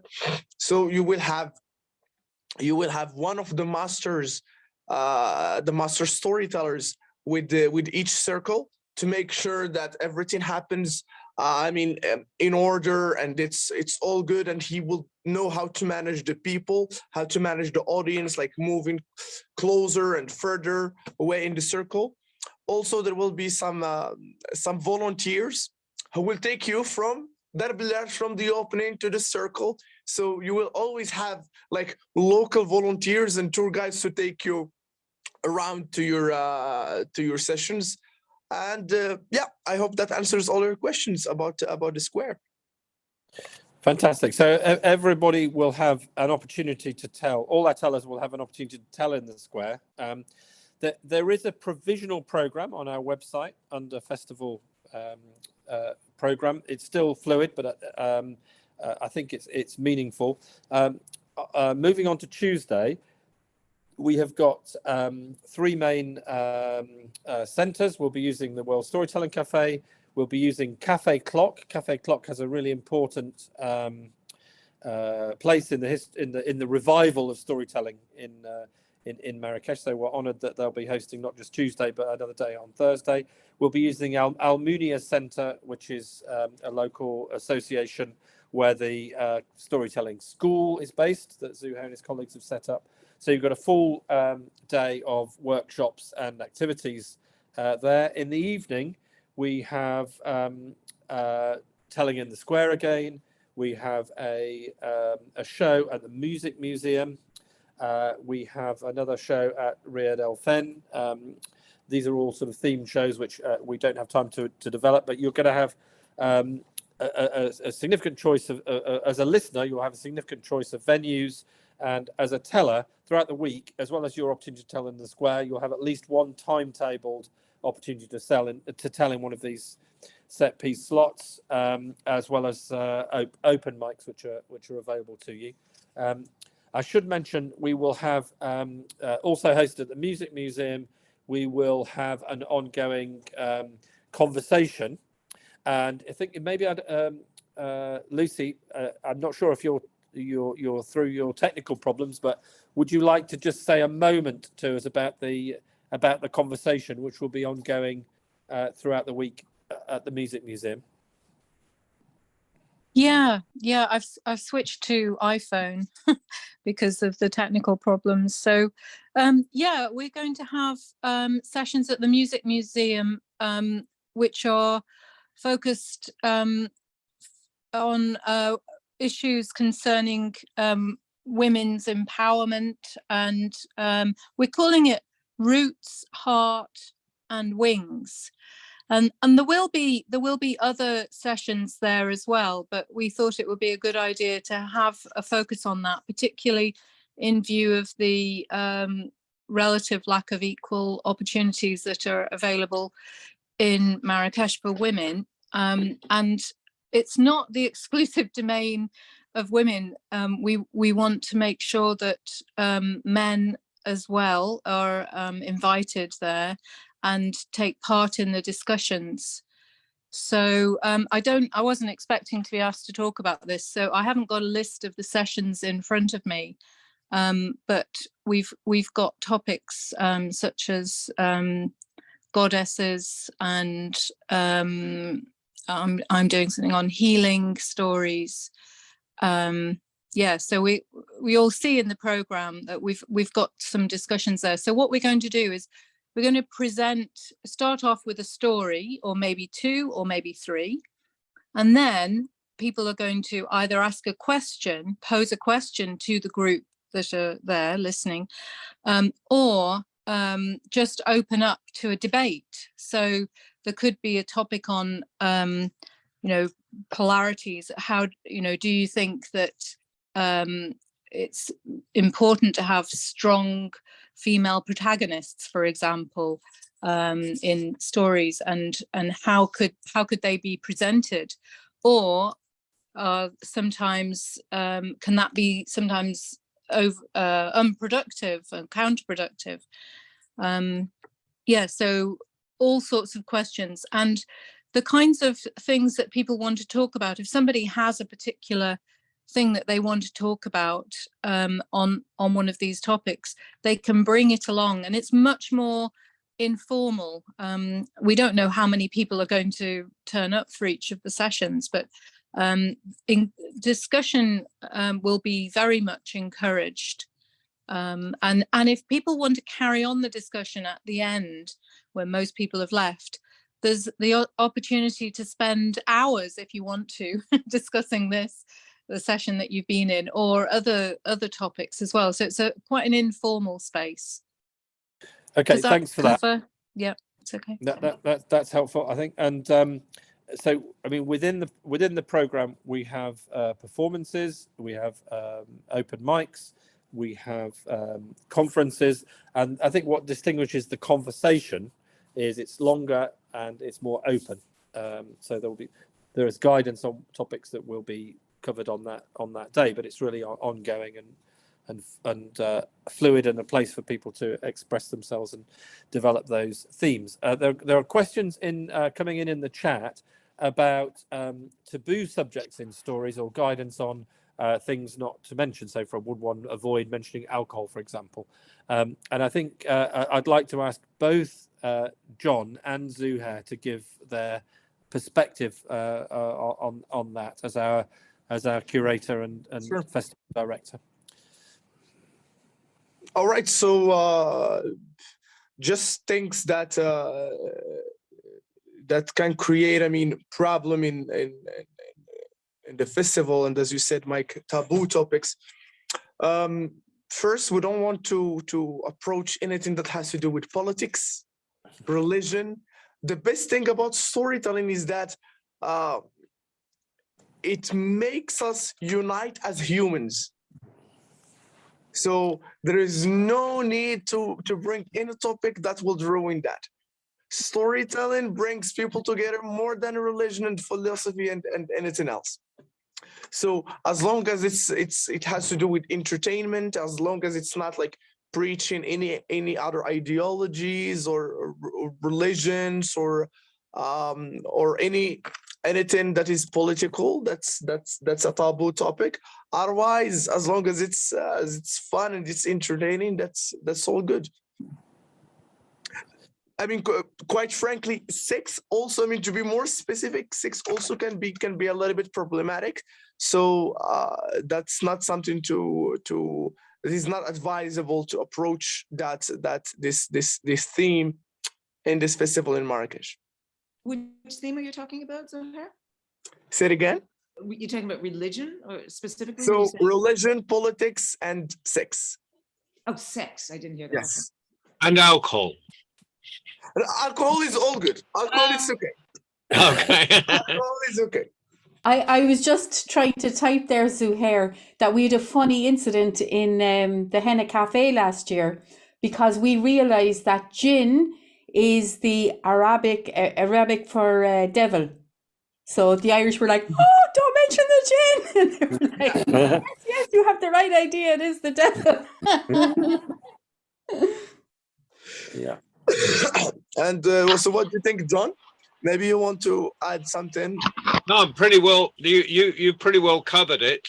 I mean, the only blurry area is that a lot of stories that are specific to countries have a religious element. They have they're not talking about religion, but they have characters like, for instance, Maria was talking about St. Bridget, so there's a saint in there. And if it's a character in a story that's from a particular area, my idea is that it is not a problem. What do you think? No, it's totally okay. I mean, we have stories about Jesus. We have stories about Abraham that we tell. I mean, it's okay as long as I think the thing that you. Okay, wait. Sorry, I just finished this point. As long as it is not anything that goes against or promotes something else rather than the religion of the state, which is Islam. Like, you don't say that Islam is bad or or like something that contradicts the faith that people have, that Moroccans have. Otherwise, if it's like if you are talking about religion like neutrally, that's totally okay, including characters. Could I No, I've invite got. John? I'd like to invite Latifa to comment if Yes. I can. Latifa, what Oh, yes. I just wanted to say that I guess what Zuhair wants to say, it's more like just not degrading other religions, whether like it's Islam or I don't know, Christianity or whatsoever. It's the most important part. I mean, arts are a way of expression, and storytelling is also one of these forms. So I just, the thing is, we just don't want to degrade anyone or any ideology or any religion. But I guess Morocco is now can or people of Morocco can talk about any subject or any topics. It's just a matter of how we communicate this thing. Or this True. message. So no degrading and no promotion, no preaching. Is that the same for politics as well? Yeah. So, Yeah. so you can Exactly. talk about politics so long as you're not talking down any political group or something. Is that right? True. Yeah. I'm not sure that. I mean, the thing is, there is no speaker's corner in Morocco. You know, you wouldn't go down to the square and start, espousing, a critique of the foreign policy or whatever. But anyway, we're very, very far from the storytelling festival. I think what is really helpful here is that it's fine to tell us a story which is in a Jewish tradition. It's fine to, it's welcome. It's fine to tell a story that's in a Christian tradition. We would steer away from things that are explicitly setting out to convert. But I think you would do that with most audiences. John, do you want to say any final comments on this before we move on? Mindful that we've spent quite a lot of time on it. No, I think it's all pretty clear. The one question I was asked by Amy was last year she avoided devil stories. I said, well, that's okay because devils appear in different forms everywhere. So I think I'm right there, but someone tell me if I'm wrong, because I can be very easily. Yeah. Right, No, that's okay. Move on. Great. Well, it seems to be working quite well to work through the week and pick up questions and break it up by taking questions as we go through. So do keep dropping questions into the chat. So we're moving on to Wednesday. Wednesday is a very important day for us. We have as last year, we have some book launches. And if I can mention, Richard Hamilton will be talking about, book showcases, I should say. Not all of these are new publications, but they're important publications that have a direct relevance to the festival. Richard Hamilton will be talking about his Last Storyteller, which was written at a time where there was much less optimism, and happy to say there's been a real renaissance of storytelling since, but still an important book. And Richard will be talking about the history of storytelling and his perspective on it. We're lucky enough to have Brian Baker with us, who is the son of Josephine Baker, and he will be talking about and doing a Moroccan book launch for his biography of his mother. And then we'll be gathering, and we have others too, Fiona Valpy, the storyteller of Casablanca, and we have some Arabic language authors as well. So that will be a really interesting and exciting part of the festival, which will attract significant media attention. So as we gather there, we're not in the mid-afternoon on Wednesday. We're not programming other things so that people can get to Darballage and can gather for our festival of Tell Us Through the Souks. Now, it's difficult for those that I don't know. Could I invite somebody who not John or Zuhair or Luce, somebody who hasn't spoken yet, who was there last year, just to give their personal experience of that procession?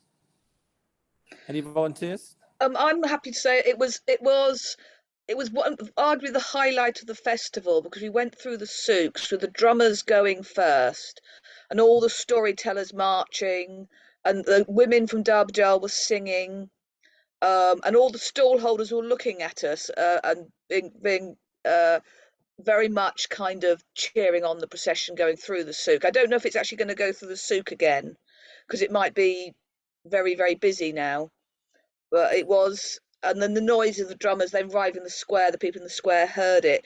It was magical, I would say. It was that Yeah. being a tide, wasn't it? It was a tide of music and sound and people and just smiling faces. Everybody smiled, we danced, and the people around us smiled and danced. And I felt that it was like we were a river flowing through the souk. Mhm. There was a lot of tears as well. We threw our arms Yes. around one another, and kind of the stall holders. One of the men in particular, near the end, said, "It is like life is coming back," and it just stuck in my head. Life is coming back, and it felt like that for us because we'd also been locked into small screens, and it was our first time seeing people with legs and dancing, and the footage that we all took. I mean, it was the most popular footage that I took, and the people in Ireland, their hearts went out to that because they really felt the joy. It was palpable. Can I just say something? I agree with everything that everyone else has said. Absolutely, it was a wonderful thing. But it had a follow through throughout the whole of the rest of the week that people would come up to you and they say, "I saw you, you were marching." And it just went on and on and on that people approached us saying that was such a fabulous thing, not just on the day, but on all the days following. At least one person mentioned it to friends and to me. Yeah. Anybody else who there would like to say a word? Because I think it's just, it was magical. It really was. Just really briefly, that I did something I've never done in my life, which was a sort of blog from the roof of the Riad where I was staying. And at least a dozen people got back to me and said, "Baden, we really felt the energy that you described that came out of that march with the dancers and the drummers. And it felt like we were there. It really was something special. It's one of my highlights." Yeah. So we had one of the journalists who's with us last year wrote a wonderful piece for National Geographic, and she said it wasn't for her. It wasn't just the highlight of her week or her year. For her, it was probably the highlight of her career as a journalist. So, and I think that the extent of the way in which the Marrakesh community has taken our festival to their hearts really does really reflect that that positive energy. I mean, would you agree with that, Zuhair? Or could I ask what any of our Moroccans who'd like to just come in, because we've had lots of voices. Yeah.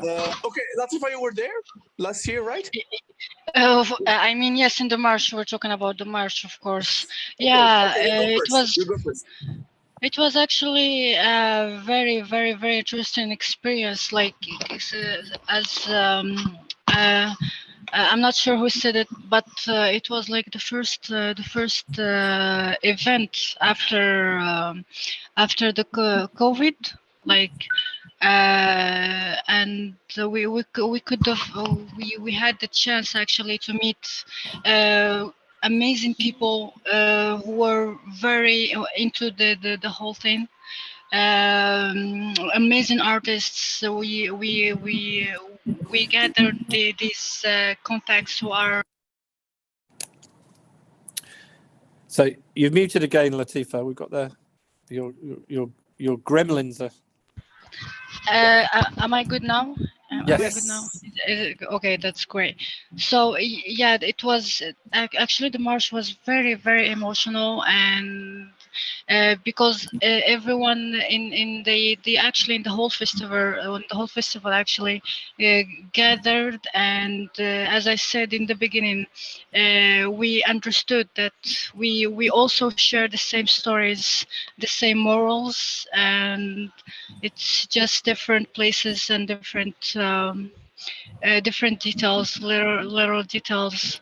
But I guess the idea of the march in the Medina is very good, actually, because like the interaction with people in the Medina is actually more emotional.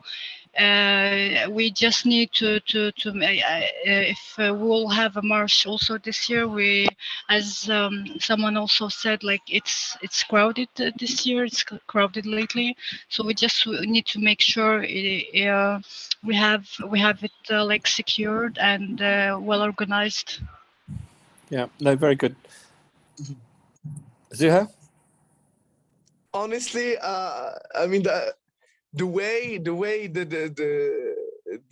procession happened, there is no word that can describe what happened, and there is no way we could have. I mean, Mike and Di and John, we said that the procession would be a good idea, but there was no way that we could have imagined that it will be the way it was last year, because we started less than 50 and we ended up more than 500 or 600 in the square. People kept coming to the procession and walked with us.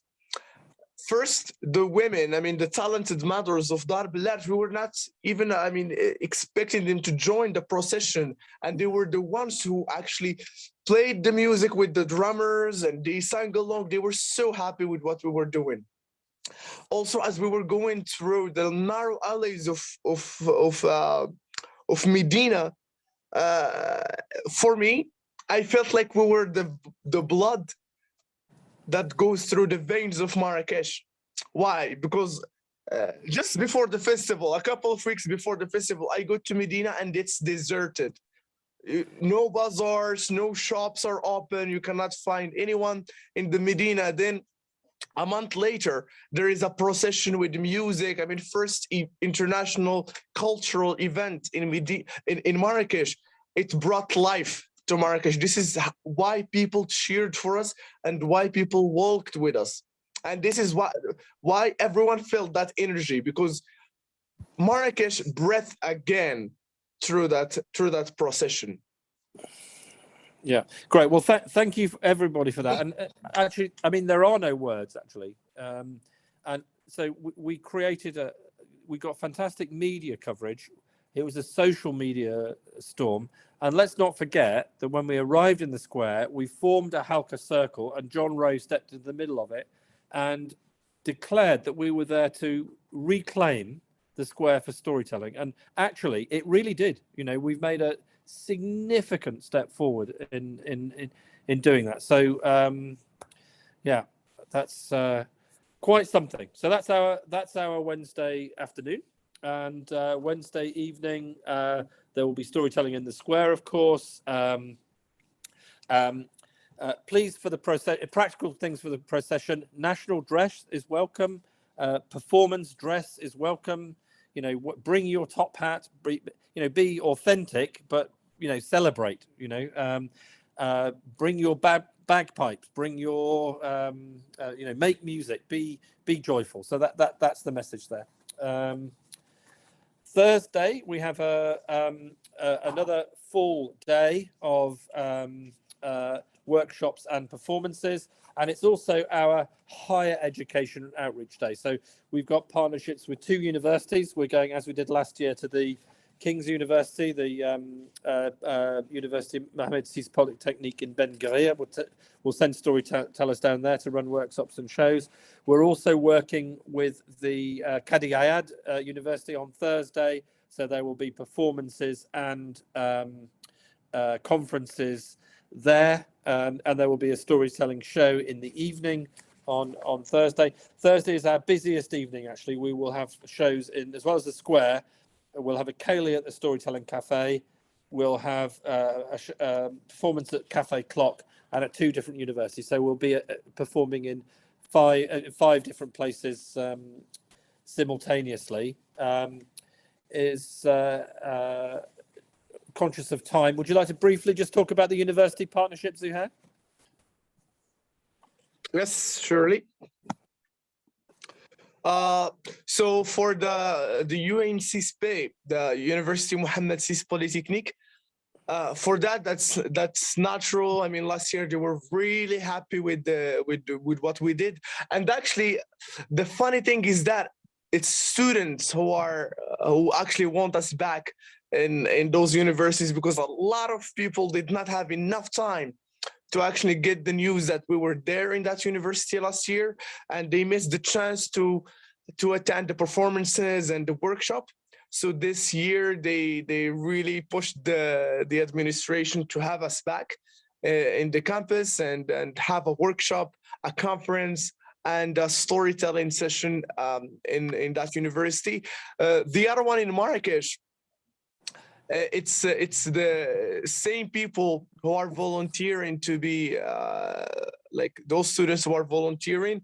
They are actually encouraging their professor to have the festival come to university. This is why we decided Thursday to be a university student day, and we focus more on shows and conferences for those university students. So just expect high energy from those students, people who are really thirsty for stories. Some of them might be challenging young storytellers, and which is actually good for Marrakesh, because that's actually a chance for us to attract students who might be interested in this craft in storytelling, to attract them and to be a part of the storytelling school after the festival. And we can actually have like a really big army of storytellers having a rebirth in Marrakesh. Thank you, Zuhair. So on to, I'm not picking up more questions in the chat at the moment, so we'll go on to Friday. Friday, there will be some sessions starting around midday. Liz has her hand up, and that had for a while. Yeah, Liz and Richard. No, I got it sorted out with Lucy. That's okay. Thank you. Okay, very good. Very good. Thank you, Liz. So Friday morning, as every other morning of the week, we'll be going out to schools running workshops. We have a couple of early activities. The conversation will continue at the Music Museum, and Norman will be doing a presentation of the Story Stone at the Storytelling Cafe. So that will be great. We will have a respectful pause for a couple of hours during prayer time, and then we'll kick back off again in earnest at 3 o'clock with 4 venues, storytelling in the World Storytelling Cafe and 2 other venues. And importantly, there will be an event at Henna Cafe where there will be a storytelling called the Henna Party, and then the unveiling of quite an important artwork that's been donated. So we've got from a press point of view, we've got some dignitaries coming to unveil that, which will be great. Friday evening, we don't have public events programmed because we're all going to our second night out, which is a gala dinner. And as Zuhair said, our challenge is going to be to do better than our benefactor did for our welcome dinner on Sunday night. Just to give you the scope of it, the welcome dinner is for storytellers and volunteers, potentially some tour guides, probably about 150 people. The gala dinner will be about double that. So we will have our venues, we will have our hosts who provide accommodation, we will have our I mean, last year we had representatives of 7 ministries there. We had the Ministry of Youth, the Ministry of Culture, the Ministry of Religious Affairs. We're hosted there by the Mayor of Marrakesh, and the Tourism Board are footing a big chunk of the bill, as well as Travel Link, which is a really important a travel agent and a big supporter of the festival. So that's our set piece party occasion. we have contacted. We had great support last year from the British Embassy, and they're doing sterling work this year. The British ambassador was a bit of a star turn, I have to say, in the square, and generated a lot of publicity for the reopening of Marrakesh and for our festival. He's been a great partner. He will be there again, and he's working hard to make sure that all of your embassies are aware. So the Greek embassy, the Irish embassy, and so on are aware that the festival is happening, that our tellers are participating, and they're all invited to participate. So we will see. That will be our night out, and that's the night to wear the to dress up, and it's wonderful to see storytelling honoured. And last year we honoured a Moroccan storyteller who sadly is no longer with us. This year our guest of honour will be Taffy. I don't know if Taffy's still on the call, but we're very, very grateful to you all for your support. But I think within that, we're especially grateful to Taffy and the team that he's bringing with him. So that's our Saturday evening. There will be the gala dinner will be in an area called the Palmery, which is again sort of perhaps a 10-minute drive from the old town. So there'll be logistics around buses and getting you there and getting you back. The gala dinner, as last year, will be without alcohol, and we had a heck of a party, and I can promise you a really fantastic energy around it. So that's our gala dinner.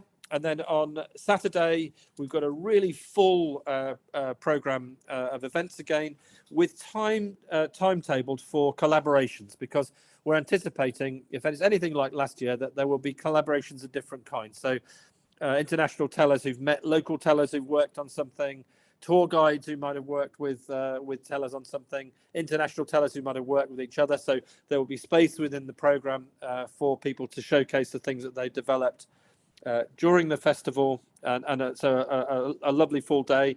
And then in the evening we have our only theatre show, which is at a very prestigious venue. It's called the Palais des Congrès. It's it's a podium that Barack Obama has spoken from, and lots of other world leaders. It's been used for it's one of the premier venues in all of Africa, not just Morocco, and we're very, very, very honoured that that has been donated to support the festival, and we'll have we've got an active program and a team working on that with Taffy topping the bill, of course, and our theme of ancestral voices, which will run throughout the festival, will be particularly celebrated on the final night. John, should I let you say a word about our show finale as curator? Could I just say, Richard Hamilton's had his hand up for quite a while. Okay, I'm not sure if you want to. I'll let John speak about the finale, and then I'll take a question. Just a sec. I'm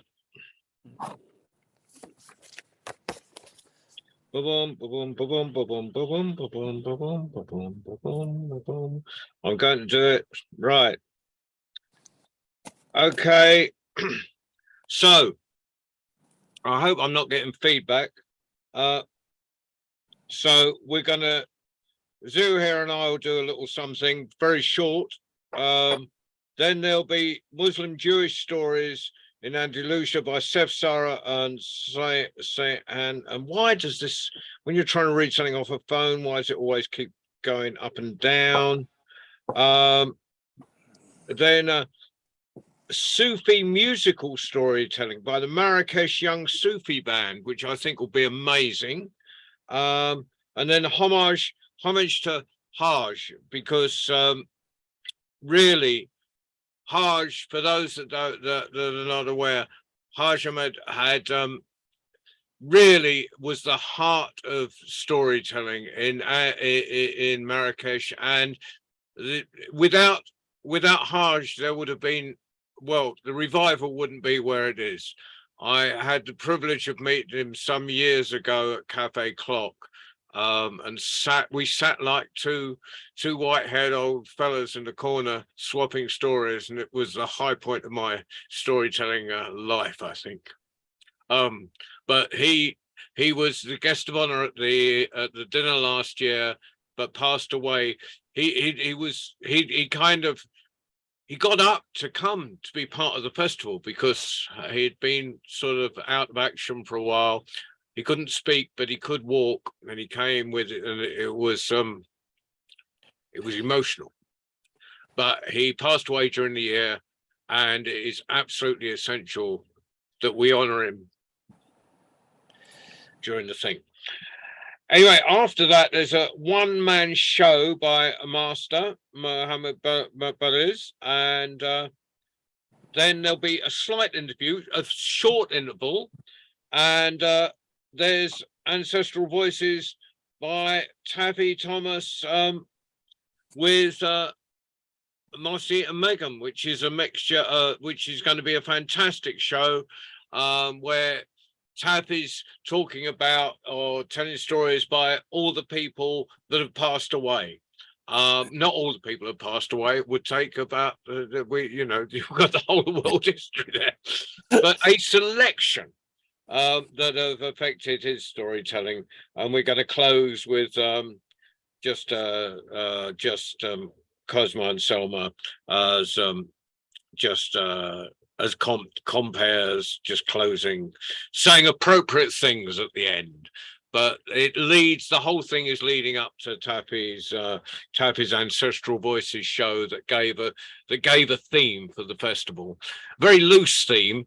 I mean, really, anyone who tells stories is honoring the ancestors, because the stories have, the ghost of everyone who's ever told that story is standing behind us. And a traditional story, some say, is something that's been through the mouth and the ears 3 times. As storytellers, we can nick other people's lines, and I've nicked all those, and I'll shut up. Thank you, John. That's great. But I mean, I think really should be quite special, and I think to have such a prestigious venue for it's the only theatre show in the program, but we just felt to get all of our community together in that way would be a nice way of finishing it. So Richard Hamilton, did you want to ask a question? No, I just wanted to sort of add my voice. Is that all right? I just to sort of add to what people were saying. So, and chime in with John and Zuhair and everything. I can't sort of overstate how important this festival is in terms of reviving storytelling.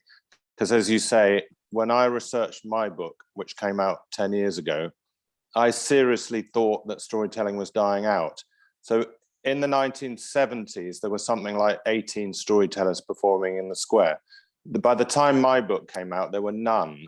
And I interviewed about half a dozen storytellers, and about 3 of them died after the book came out. So there were only a couple left, including Haj Ezagani. And so the sort of revival really began under him and Cafe Clock. And you guys are carrying on something, but by bringing it back to the square, it's so symbolic, because Marrakesh is like, in my book, it says the heart and lifeblood of Morocco's storytelling tradition, because storytelling used to be in Fez, Meknes, all the imperial cities. And then when it died out across the Middle East, as technology and television in particular came into people's houses, they didn't need to have that public space and public performance. So it gradually died out in the Middle East and across North Africa. And one of the last places in the world where you could still see a storyteller perform in public was Marrakesh in the square. So, it's such a sacred space, the Jemaa al-Fana. And it's like we've said before, it's like the heart, the pumping heart of the city, and like the souks and the Medina and the alleyways are like the veins or the arteries or whatever, but the pumping heart of the city is the Jemaa al-Fana. So to go back to the square and perform there is literally sort of reviving and resuscitating and bringing to life this centuries old tradition. So I just can't sort of overstate how important it is. We're not the first people, because as I say, Cafe Clock, we're building on the success of very dedicated people, and it's not the first festival because you guys did it last year, but it's just such a fantastic thing to make Marrakesh a hub of storytelling, and for those ripples to expand into schools, into universities, inspire the next generation. So, it's just, I'm just honored to be part of it. And, it's such an impressive thing. And it's really, I think people are tired of swiping on their mobile phones or being on Zoom calls, or, like I think it was Karl Marx said that the greatest danger in the world is alienation, and people have been alienated by technology, things like Facebook. Ironically, we think it unites us all, and it does in some ways, but to be face to face and see people in the flesh, storytelling performed, in real life, there's no substitute. Well, thank you very much for Richard. Is there anybody else who has a contribution they've been wanting to make, not necessarily in the form of a question, but who's got anything that they are anxious to share at this point?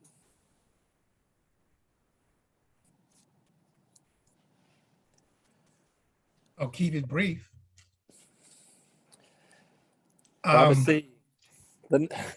Last year was phenomenal. Last year was phenomenal. And what we did last year, hitting the ground with boots running, was phenomenal. This year, I'm not even there yet, and I'm there. So this year I can feel the energy and the cohesiveness and the desire. Oh, you can have all these storytellers together, and we have to have a chance to swap stories with each other. But I just want to say that I think that this year is going to be extremely successful in many ways that we have yet to anticipate. And if nothing more, we'll get a good chance to swap stories and eat some good food. Thank you very much. And I think anybody who hasn't met Babasi yet, do not be deceived by him carrying a stick. He is one of the best dancers. If there's any music and a chance for dancing, just get him on the dance floor, and suddenly he doesn't need a stick. He's a great dancer. I do a little what we call hand dancing, but thank you. You're very kind and generous, and I did enjoy more our than dance. hand dancing. You were doing, I don't know, the twist and the. He was jiving, absolutely. Wait, jive. That's what it was. Yeah. So anyone who wants to jive with Babasi, just get him to put his stick down and show what you can do. Okay. Oh, better get my game up. Okay, thank you. Looking forward to see you again in person in 10 days. Anybody else who's we're not coming to the end. I just thought Richard's contribution and Babas was so helpful, and the people who stepped in to talk about their experience with the procession to the square. I think it's just so compelling, and so if anybody else is feeling that they wanted to share, then please put your hand up. Claire's asking what's happening in Essaouira.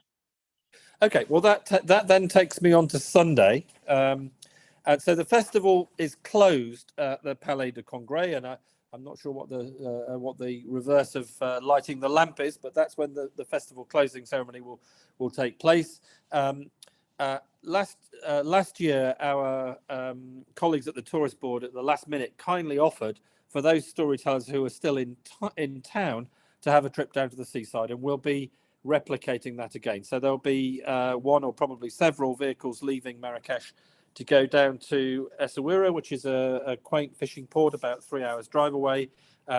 And this year, when we get to Essaouira, we've got we will have an opportunity to perform. So Zuhair, would you like to say a couple of words about the very special venue in Essaouira?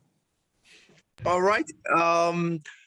For sure. I mean, we can highlight it, but to be honest, I mean, the help came from Latifa, and she's been very supportive in this Essaouira endeavor. So I would love to have Latifa present this part.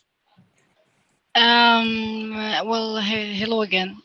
So for the Essaouira trip, actually, we're going anyway. So,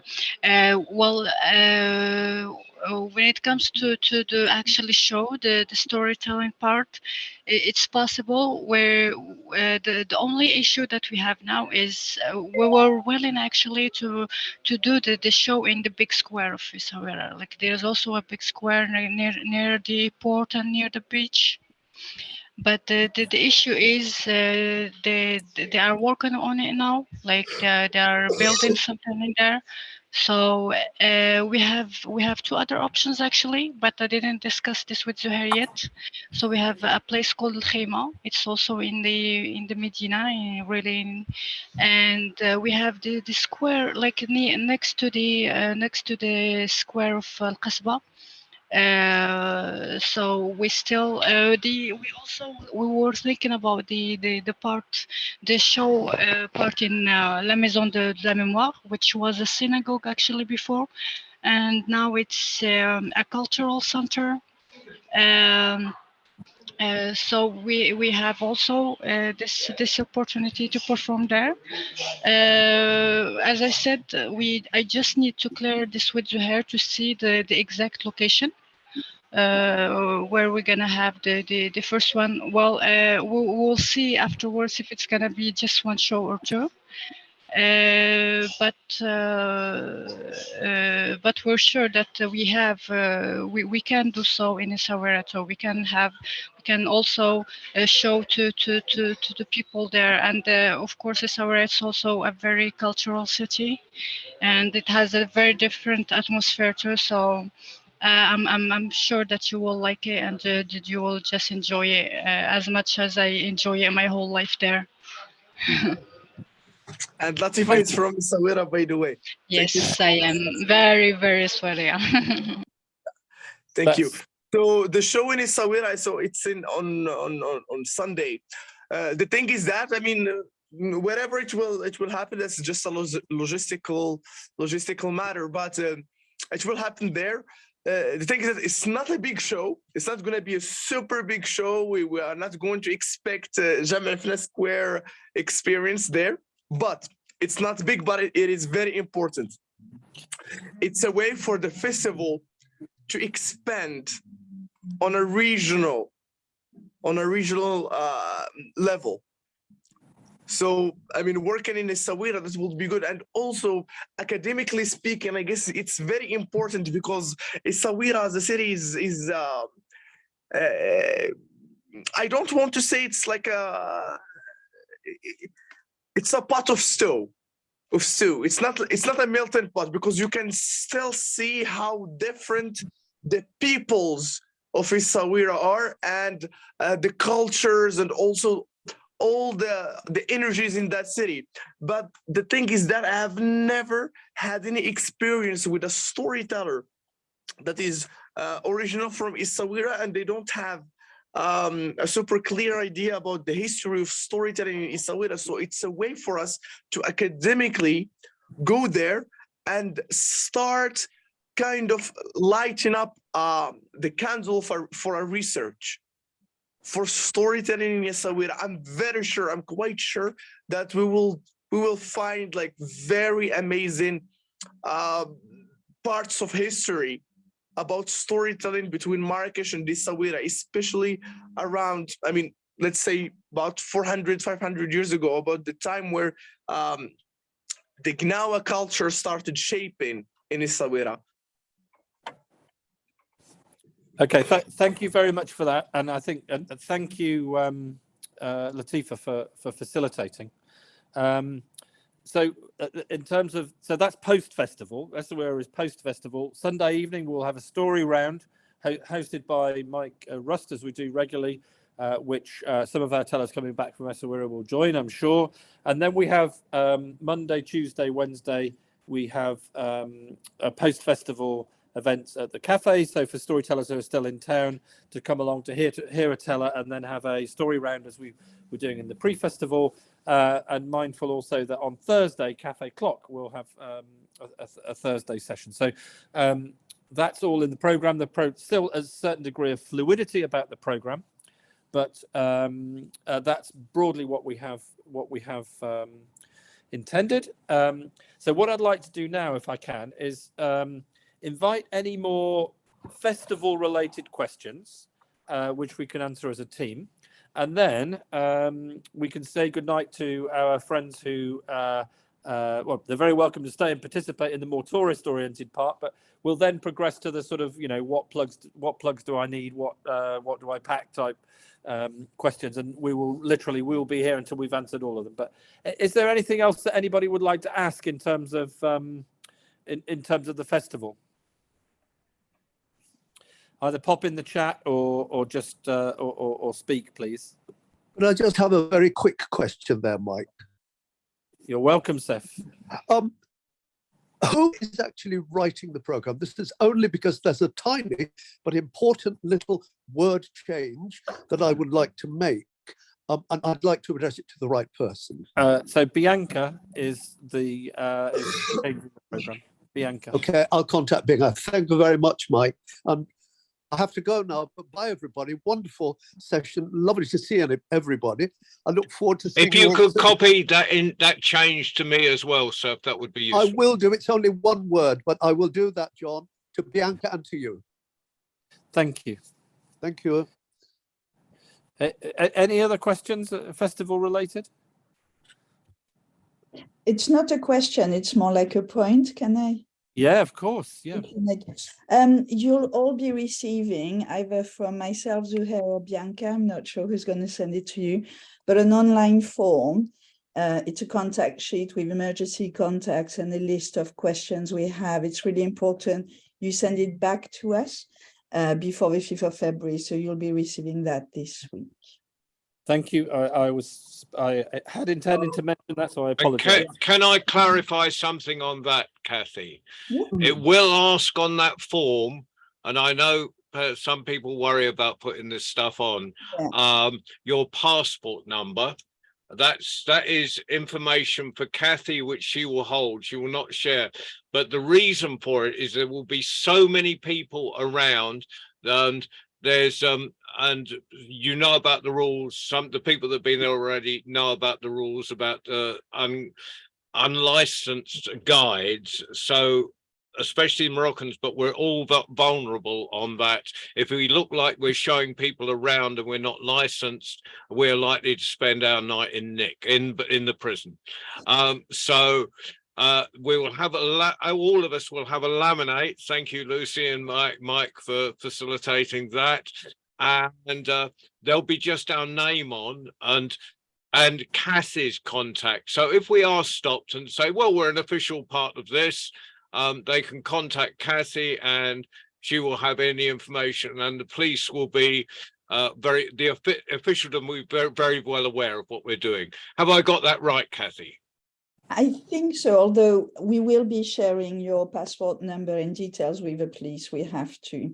This is to issue badges, and that you'll be given badges with numbers to show that you are authorized and registered in order to avoid any problems with the police. So that's why we're asking you those kind of details, and why we need the information before the 5th of February, so we can organize all that ahead of time and make sure that we're all safe and we have a lovely time rather than spend it in negotiations. Also, Kathy, just to add up to what you said in the email, we will mention the names of and the phone number, the contacts, and the email of all the heads of sections. If you need any logistical need or any artistic need, you will know who to contact exactly. And also there will be an emergency number in case you don't feel well in the morning, or you need to go to see a doctor, or you think I don't know, anything, your phone is stolen. I don't know if your phone is stolen, how you are going to call this number, but it will be there. So better that emergency number, have it written in a different piece of paper. But I mean, I don't think we will have any emergencies, because we take all the Inshallah. Inshallah, yeah. Any problems, just stay in touch. You'll have a full range of numbers that you can contact, and there's a big infrastructure behind you to make sure that you're all having a fabulous time. Yeah, and just make sure with the heads of sections, ask whatever you need, because there is basically one person just that takes care of a task. So don't think that people will get tired of your requests. It's okay. We have enough people to fulfill all what you need to make your time in Marrakesh as enjoyable as possible.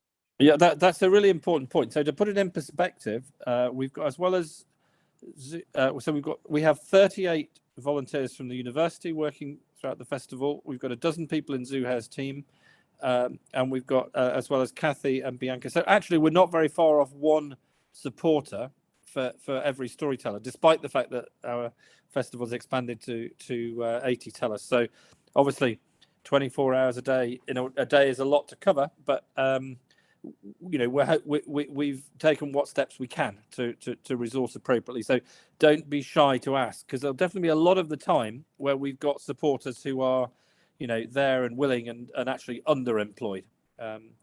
So yeah, don't be shy to ask. In the first instance, the relevant section head from Zuhair's team, and then Kathy's artist liaison team as a safety net. Any more questions, please? Don't hesitate.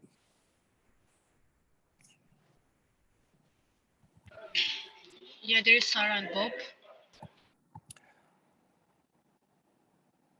Sarah Corbett and Bob Anegas. So what should we take Bob first? Bob, you're muted, I think. Okay. Just a quick question about the school programs. I heard them being referred to as workshops. So just curious about what the conception of our time with the students would be like. Is it going to be more of a workshop or performance, either or? How's it conceived? So basically, I mean, this is where I wish that we have the workshop officer here with us. But for the workshops, we've met the school teachers, and also we have heads of teachers in the region of Marrakesh, preparing teachers who are preparing students to receive all those artists, in the sense that you will not meet any student that does not know what public speaking means or what is storytelling. And so where you go, it's more of a workshop than a show. But there is it's all flexible. If you feel in a workshop that the students are bored and they don't feel like learning anything new, they just want to have fun, it can turn towards the show. And the best thing is to have a mixture. Yeah. Like Now, 1 hour and a half workshop and their 30-minute show. Can I come in on that? That most of us are used to working in schools, and most of us do a mix when we're in a school. We're just giving students something to do, but we're there as artists, so we need to inspire. So they need to see ourselves. Also, part of it is about having a native speaker in there. So take your best show, not your best show, your best school visit, and you know, like, and work and adapt that to where you are, I would suggest. Can I just add something? Can I just add something to that? We did have a meeting where we talked about what people would do within schools, and I think the consensus was that all storytellers who go into schools, they know what to do, they know what their thing is and how to connect with the children and how to develop their confidence or inspire them or do whatever it is that that particular storyteller is good at. So rather than giving a blanket list of recommendations for all the teachers, we just decided to go with what John said, which was just do your best show. do the best that you do within schools. So there's no particular structure or no particular recommendations for that. And just if you could please take the story stock in, that sock in, and when we've got instructions for it, perhaps just present it to the teacher as a gift. Okay, there was a Zuhair, can you throw some light on the age of the children that will be in the classrooms? So for workshops as a whole, during the whole festival, we have students starting from elementary school up to university. We don't have much workshops in university, but probably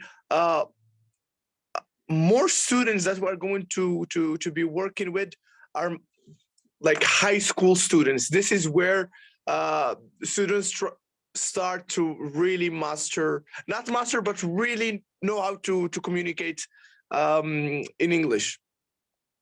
Otherwise, like elementary school, it will be more towards French and Arabic speaking artists who go there. So Claire asks, how long are the workshops? So in the program, we put between 9 a.m. and 1 p.m. It's not 4 hours, but it's flexible. So this is the time frame for the workshops. But usually a workshop is no more than 2 hours.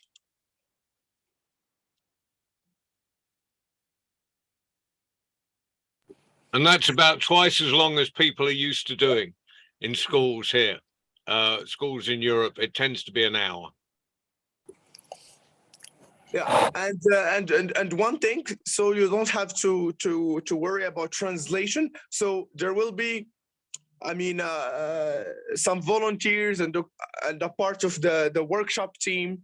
They will be already in the schools, making sure that you have enough water, you have coffee, you have tea if needed, and also they ensure that you know where you are going to perform exactly, and you have enough transportation, as well as you will always have 1 or 2 volunteers in each classroom, plus a local, I mean, a Moroccan storyteller.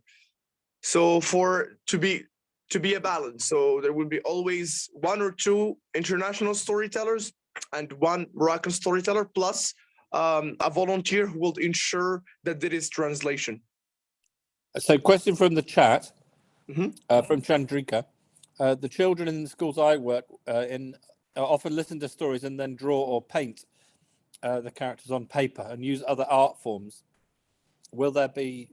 Could there be something similar? For this, it depends actually on the classroom. But since it is not an art classroom, it will not be likely that they will have like coloring pens and pieces of paper. So all the sessions that we will do, they will be during English classes, French or Arabic. So during language classes. So mostly let's be more focused towards first allowing those children to explore this art, allowing them to enjoy the variety of languages and the variety of, I mean, I'm sure you all have amazing outfits. This is what we want those students to see. Someone from Romania, someone from England coming with a traditional outfit to present a culture. So he can be exposed to this dimension. Some of them they have never seen an international artist in their life, and some of them, we might even have children that they have never seen someone outside of Morocco before. So that will be their first encounter.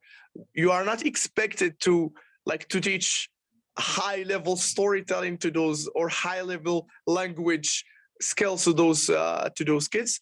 But only it's a first encounter. Let's make sure that when we leave the classroom, we leave them with an idea, we leave them inspired, we leave them with sparkling eyes. This is the objective that we are aspiring from the workshops. Yeah. Would we welcome costumes or historical costumes? Yes, I can answer that. Yes. Absolutely. Yeah, but just this, as long as it's so for kids, those maybe religious relics. Let's be a little bit little bit. I mean, cautious about them. Maybe the cross. Let's so anything that might create any unwanted conversation about the organization of the festival, we try to be But careful. we won't be bringing our crusader outfits then. Yeah. Okay. I mean, Okay. even questions. Can you hear me? Yes. Okay, it's about learning, yeah, right? It's all about learning in the workshops, and it's just like weird to taboos in actually education or learning in general.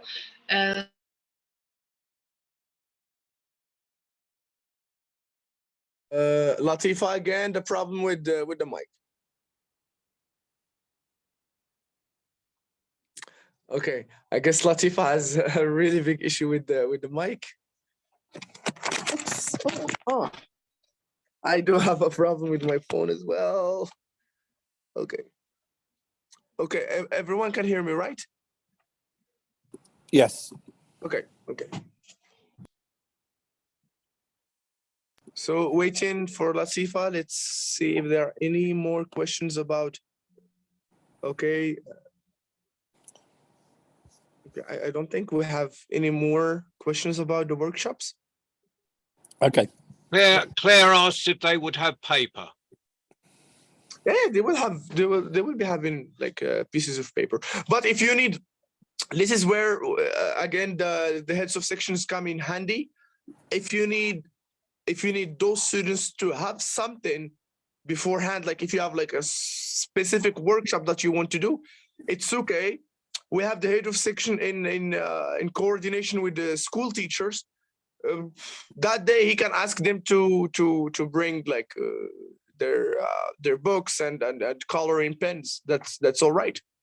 Just make sure that you talk with the right person beforehand.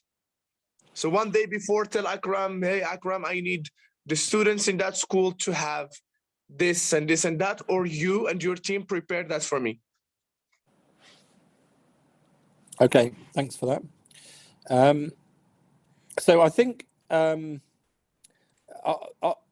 we've now been going for 2.5 hours, and I think I'd like to invite any final questions on the festival and storytelling, because I know that there are people who've been waiting to talk about more mundane, what to pack kind of. There's one last question on schools from Chandrika, and that was how many times we'll be going into schools.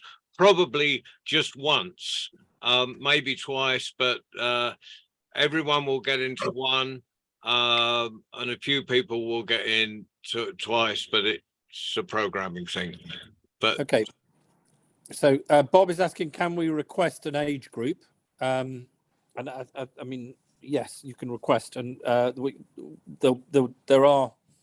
One of the challenges we have is that we're actually we're authorized to go into 124 schools, and that's all age ranges, and it's a big geographic area. So it goes up into the Atlas Mountains and all the way down to the sea, the coast at Essaouira or Safi. So we're obviously inclined to go first to schools in the Medina where we could walk, and then schools nearby in Marrakesh, and then there are judgment calls to be made, matching resource and cost and so on together against the opportunity. But if you're particularly keen to work with a particular age group, then let us know, and there's still time to integrate that into the planning. And is Muad still on? Anyway, there will be a team working on exactly those issues. No, for the group, for the age of group, it's better to be directly in contact with Akram. With Akram. Yes. Okay. So when when you put the email out, Akram's contact details will be in there. Will be there. Yeah. Yeah. Email, phone number as well. Okay. And in the meantime, In the meantime, just if you send it to, you're all in touch with Bianca, aren't you, for different reasons? You've got Bianca's contact details. If she can be the postman in the meantime, or the post person in the meantime, if you'd like to send a message before you've got Akram's detail. Okay. Any more questions before we move on to the sort of travel related topics? No, I don't. Nobody's piping up, and there's nothing in. I just had one small question, and that's Yep. have the storytellers already been chosen to go into the schools in uni, or is that still under work? Say it again, Babasi. Have the tellers to go into the schools? It's an ongoing. It hasn't been programmed yet. Yeah, That's it's what I not need to programmed know. yet. Okay. Yeah. Thank you. And by the way, it's not going to be in the general program. We will have a separate program only for the workshops, because workshops are exclusive. We are not inviting any more people to the workshops, especially the ones in public schools. We will have few in centers, in Henna Cafe, in World Storytelling Cafe, in Almunia, where we are inviting people publicly to come to those workshops. Otherwise, the ones in the public schools, we are the ones going to the classrooms where there is a teacher and his or her students. So Yeah. that's not going to the general or the public program, but we will have a I separate think what program. Babasi meant by program was scheduling.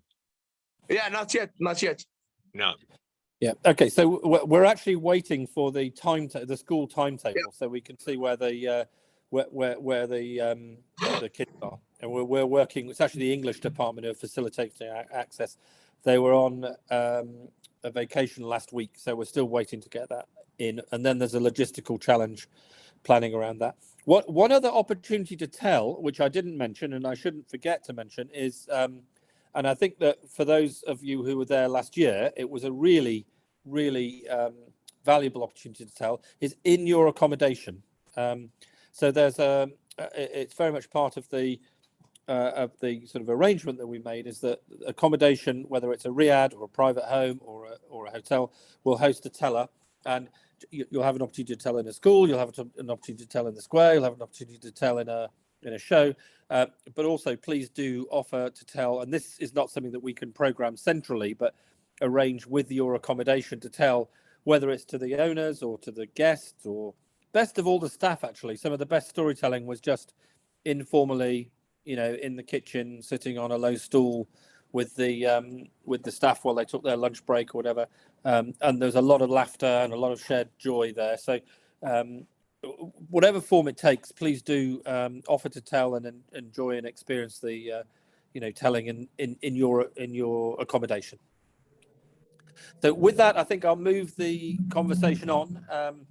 Everyone is welcome to stay, but those who, I know it's very late for some, but our Moroccan friends, it's now 10:30, and we've got people on the line from other parts of the world. We'll move on now to the sort of tourist related questions, if I may. Mike, yeah. I will have to go right now Of as course, well before you go to that. So thank you so much, everyone. And we meet in Marrakesh, inshallah. Thank you, Zaher. Thanks to your team. See you. I'll get in touch with you during the week to annoy you. Bye. Yes, sure. Thank you. Bye. Great. There's lots of thanks coming in the chat there. So before I open up to questions, I'd just like to say that Lucy and I have been, through our Riads, been welcoming guests to Marrakesh for the last 15 years, and we've built quite a sort of bank of resources which for our business Marrakesh Riad. So we have a frequently asked question list on our website, which I've put into the chat here. So if you go to if you type Marrakesh Riad into Google, you will find that site, and there's an FAQ on it, which has got a lot of questions in there. We also publish an app, the Marrakesh Riad Travel Guide, which is full of practical tips and hints and maps and all sorts of other things. We do a podcast. So if you like to, we've got podcasts on, what happens when you arrive, what to pack, mother and daughter Marrakesh, Marrakesh for senior citizens. All those sort of aspects have been discussed, and interviews with local figures and so on. So if you like to digest your information in that way, all of those resources are there. I think beyond that, I would just, invite questions really. Please do, ask away, and I'll stay here until everybody's run out.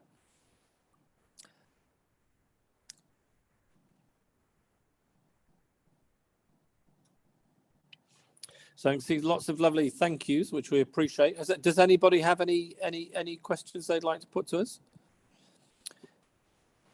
A link for the resource. Yep.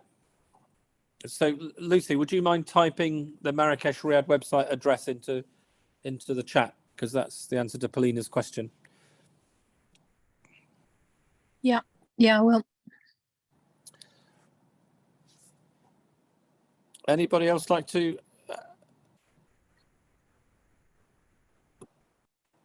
I'm not sure if maybe I should address this privately, but I still have an issue with walking long distances.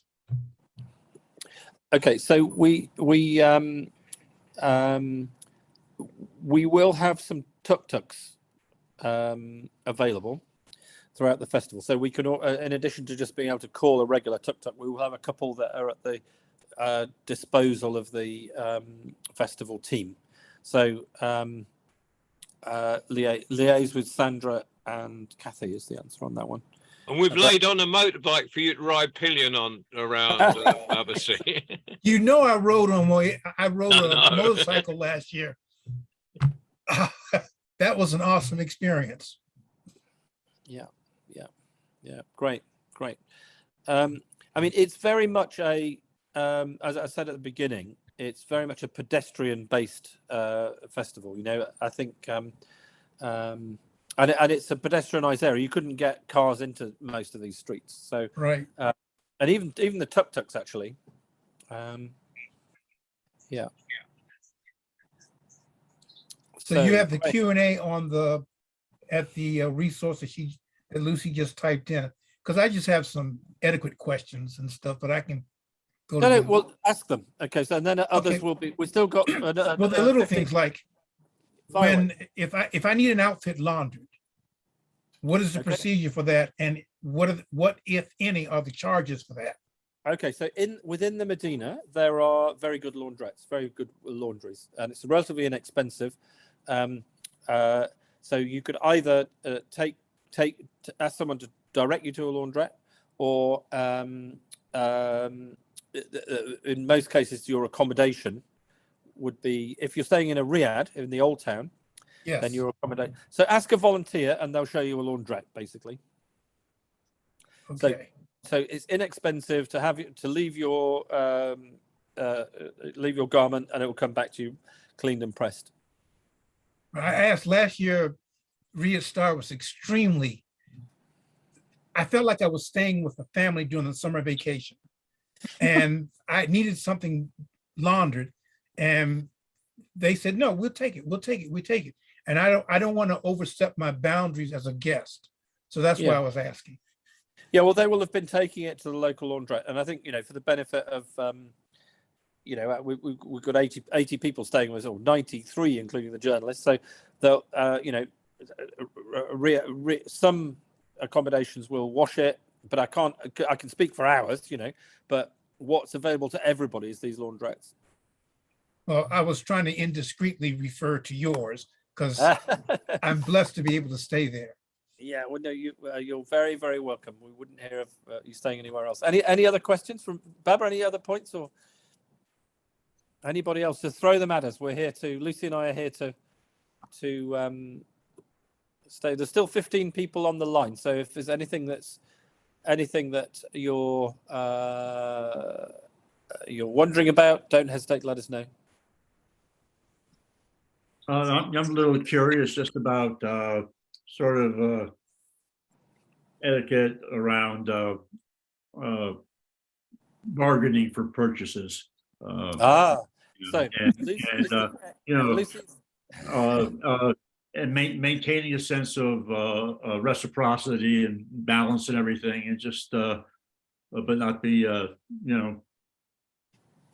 just be appropriate, I guess. There is a I don't know if you listen to podcast, Bob, but Lucy did a brilliant podcast on this, including a sort of a fake haggle with a guy who works for us who used to be a street trader.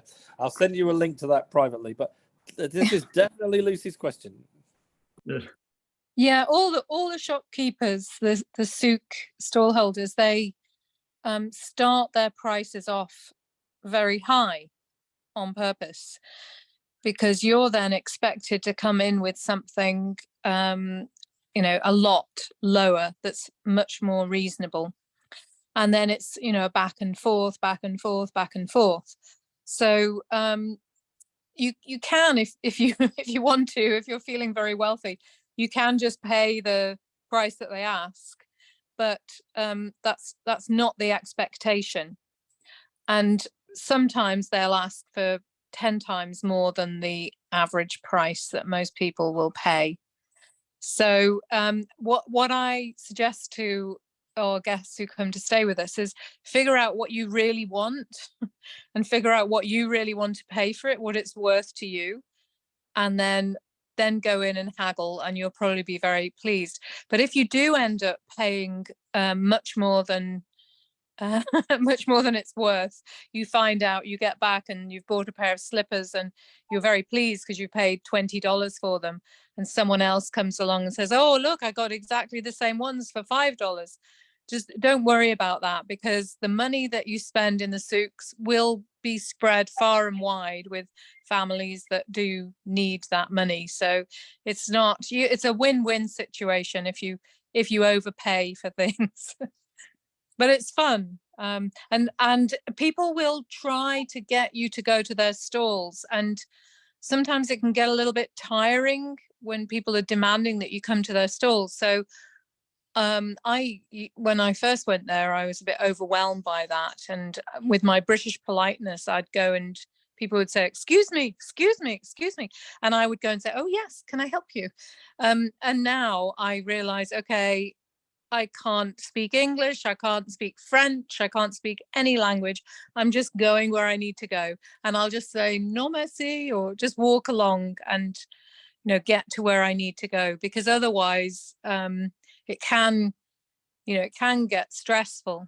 But if you're like John Rowe, you'll walk along in the souks and everybody will stop you and have a chat with you for half an hour. And he will have a wonderful time walking through the souks, and he'll make 20 friends just in one afternoon. So there's that side to it as well. So you can stop and have a mint tea, or do it in a kind of more leisurely way, and you're bound to have some exciting adventures doing it that way. Thank you. And don't be afraid to say no. If you can't find a price range that you are comfortable with, don't be afraid to say no. That happened to me on several occasions, but on one occasion we said no, and I walked away, and 10 minutes later, I don't know how he found me, but he was running through the souk and he was saying, okay. And he sold it at the price that Juliana, wonderful storyteller from Colombia and a great haggler, but he sold it to the price that Juliana had suggested. First he said, oh no, I have family, you're trying to kill me. And we said, okay, no, never mind. And we walked away. He found us. So don't be afraid to say no. You're not obligated to make the purchase. So don't let them guilt you into making a purchase. Yeah. Okay. Thanks, Bubba. So a couple of questions out of the chat. Can we drink the tap water if I bring a water bottle? So we generally recommend drinking bottled water. The tap water is not that the tap water is unsafe. The locals drink it all the time. It's just that it's got different bugs in it, than you'll have at home. So if you're traveling around the world and you want to minimize your risk of picking up a tummy bug or something, drinking bottled water is recommended. I've heard it gets cold in the evening. How cold? Well, in the daytime, you'll be around in the 20s, probably low 20s.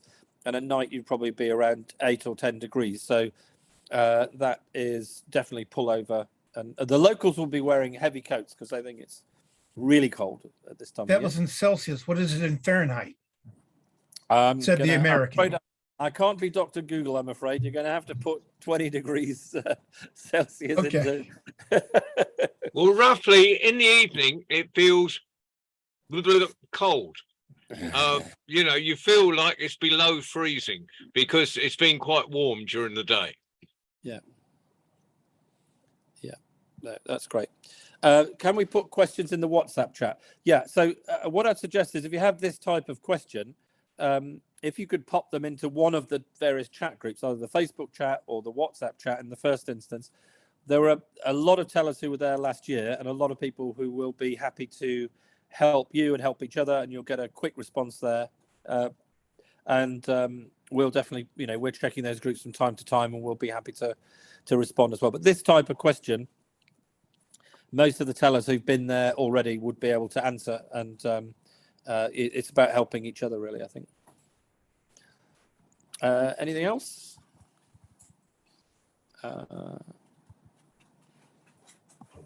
Surely we can't have reached the end of the questions. John's muted, but he's saying something that's funny because he's definitely very pleased himself. No, I was just saying yes. It's the end of the questions. Fantastic. Well, Mike, I sent you something directly. Okay. So I thought that it'd be best for us to work that out, not in this form. Okay, well, fine. Give me when this finishes, if you want to give me a Facebook Messenger call, I'll try and do it tonight. Okay. Can I, on behalf of everyone who's been here tonight, just congratulate Mike and Lucy on and Zuhair on what a fantastic job you've done, and you've managed to keep it on point and just be incredibly informative. So thank you, Mike and Lucy, and Zuhair in his absence. I just appreciate going through all this. I mean, I was just in Egypt in September, and so had some of the experience with the haggling and stuff and vendors. But I just appreciate how thorough you have been in helping us to feel what it's going to be like, the story of what it's going to be like. So thank you so much. That's really kind of you. Thank you for saying that. I think, you know, it is, this festival runs on goodwill. It really does. You know, the tellers' goodwill and paying their own travel costs and coming and giving their time and forgoing the income they can be making, the hoteliers giving their time, and that's awesome. And what it has allowed us to do is to create this awesome free festival. You know, and in the first festival, the majority of our audiences were local, and I'm very confident that it'll be the same again, if only because of the scope of our outreach through the schools program. You know, so it's a great way of giving back. It really is, and you know, hopefully we are inspiring that next generation of storytellers. Well, I just had the opportunity to be at the Florida Storytelling Festival for 4 days because I'm on the board of directors. And we had over 200 people in a tent. There were workshops, tellers, performing, people having story circles. But one of my favorite things, I was in charge of the youthful voices. And 26 children submitted videos. We were able to choose 6 to come to the festival, stay in a hotel with their family. And last night they performed on the stage and they've been coached. And so seeing those children, the next generation of storytellers perform, was very powerful. So I hope to bring some of that joy to the children in Marrakesh. Wonderful. Thank you. Thank you, Deborah. Oh, and by the way, there will be a guitar. I think I saw something in the chat somewhere. People were asking about musical instruments. Okay. I mean, Thank it's not the most wonderful guitar in the world, but there is a guitar. It doesn't matter. Oh, And Zuhair is trying to source another one for us. Okay, that would be lovely if it happens. If not, I can do it all without it. Fantastic. Please don't hesitate. Anybody else who'd like to contribute or ask a question? We've got lots of very generous and kind thanks. So yeah, no, it's been a pleasure to do it. We've enjoyed it. Thank you. Yes, thank you for everybody for turning up and contributing. Sorry, I got a bit of echo there. Yeah, so and I'd just like to say thank you to John. Sorry, I don't know why I've got this echo going on. Yeah, so John, being the host for pretty much all the sessions on the World Storytelling Cafe, he's been the person that's attracted all the international tellers to this festival. They've got confidence in him, giving them confidence in the festival. So misplaced, but I appreciate it. very badly misplaced.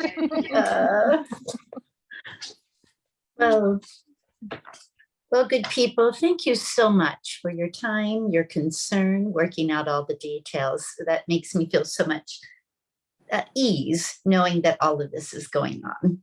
Yeah, well, I mean, things will fall between the cracks, of course, but you know, there will be friends there to help, whatever. That's the whole thing. Yeah, we just have to keep saying inshallah. Inshallah, inshallah. Inshallah. Yeah, well, if you say it twice, apparently that means it's definitely not going to happen. Oh, so only once. So only say it once. Inshallah. And Waleed, thank you for flying the magic carpet as always. Okay.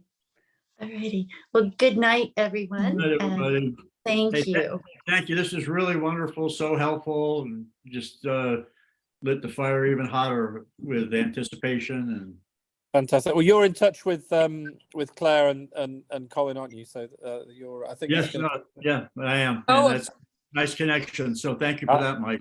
I had Bob's going to love the desert, because hopefully there'll be a fire at the desert. So you're going to love that. Well, everyone will love it, but I think you've got lots of pictures of storytelling round fires. Yeah, there's here. I'll go off the video, and here it is. Hey. Yeah. There's the fire. Fantastic. Ready. Good night. Okay, guys. everybody. Thank you so much. Good night. Thank you so much. It's been really great. Thank you. Thank you, Chandrika, and thank you for staying up. I hate to think what time it is where you are. No, I'm in Wales, so it's not too bad. Okay. All right. Thank you, Bianca. Take care. Bye. Thanks, everyone. Good night. We'll stay until everybody has left, just to make sure that there are no questions outstanding.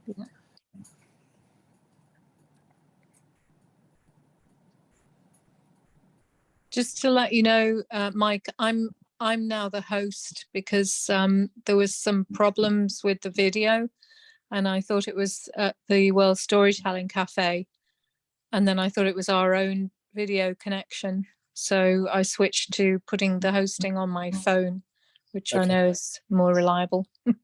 Okay, fine. So, Claire, did you have any questions, or maybe Claire's just left her phone on and popped off to do something else?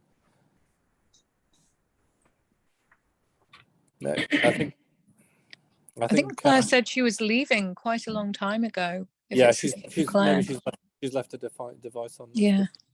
Okay, great. Babasi, just you and I, but probably best, because this is recorded and broadcast and things, if we have our chat on by other means in a moment or two. Okay, do you want me to touch base with you on Facebook? Yeah, when we're done with this? Let's chat on Facebook when we've closed down the meeting. Okay, so well, thank personally, you. I just want to thank you and Lucy and the others who've already signed off. I thought you conducted this very well. We got a lot of information, and we got a lot of heads up, and I think this was great.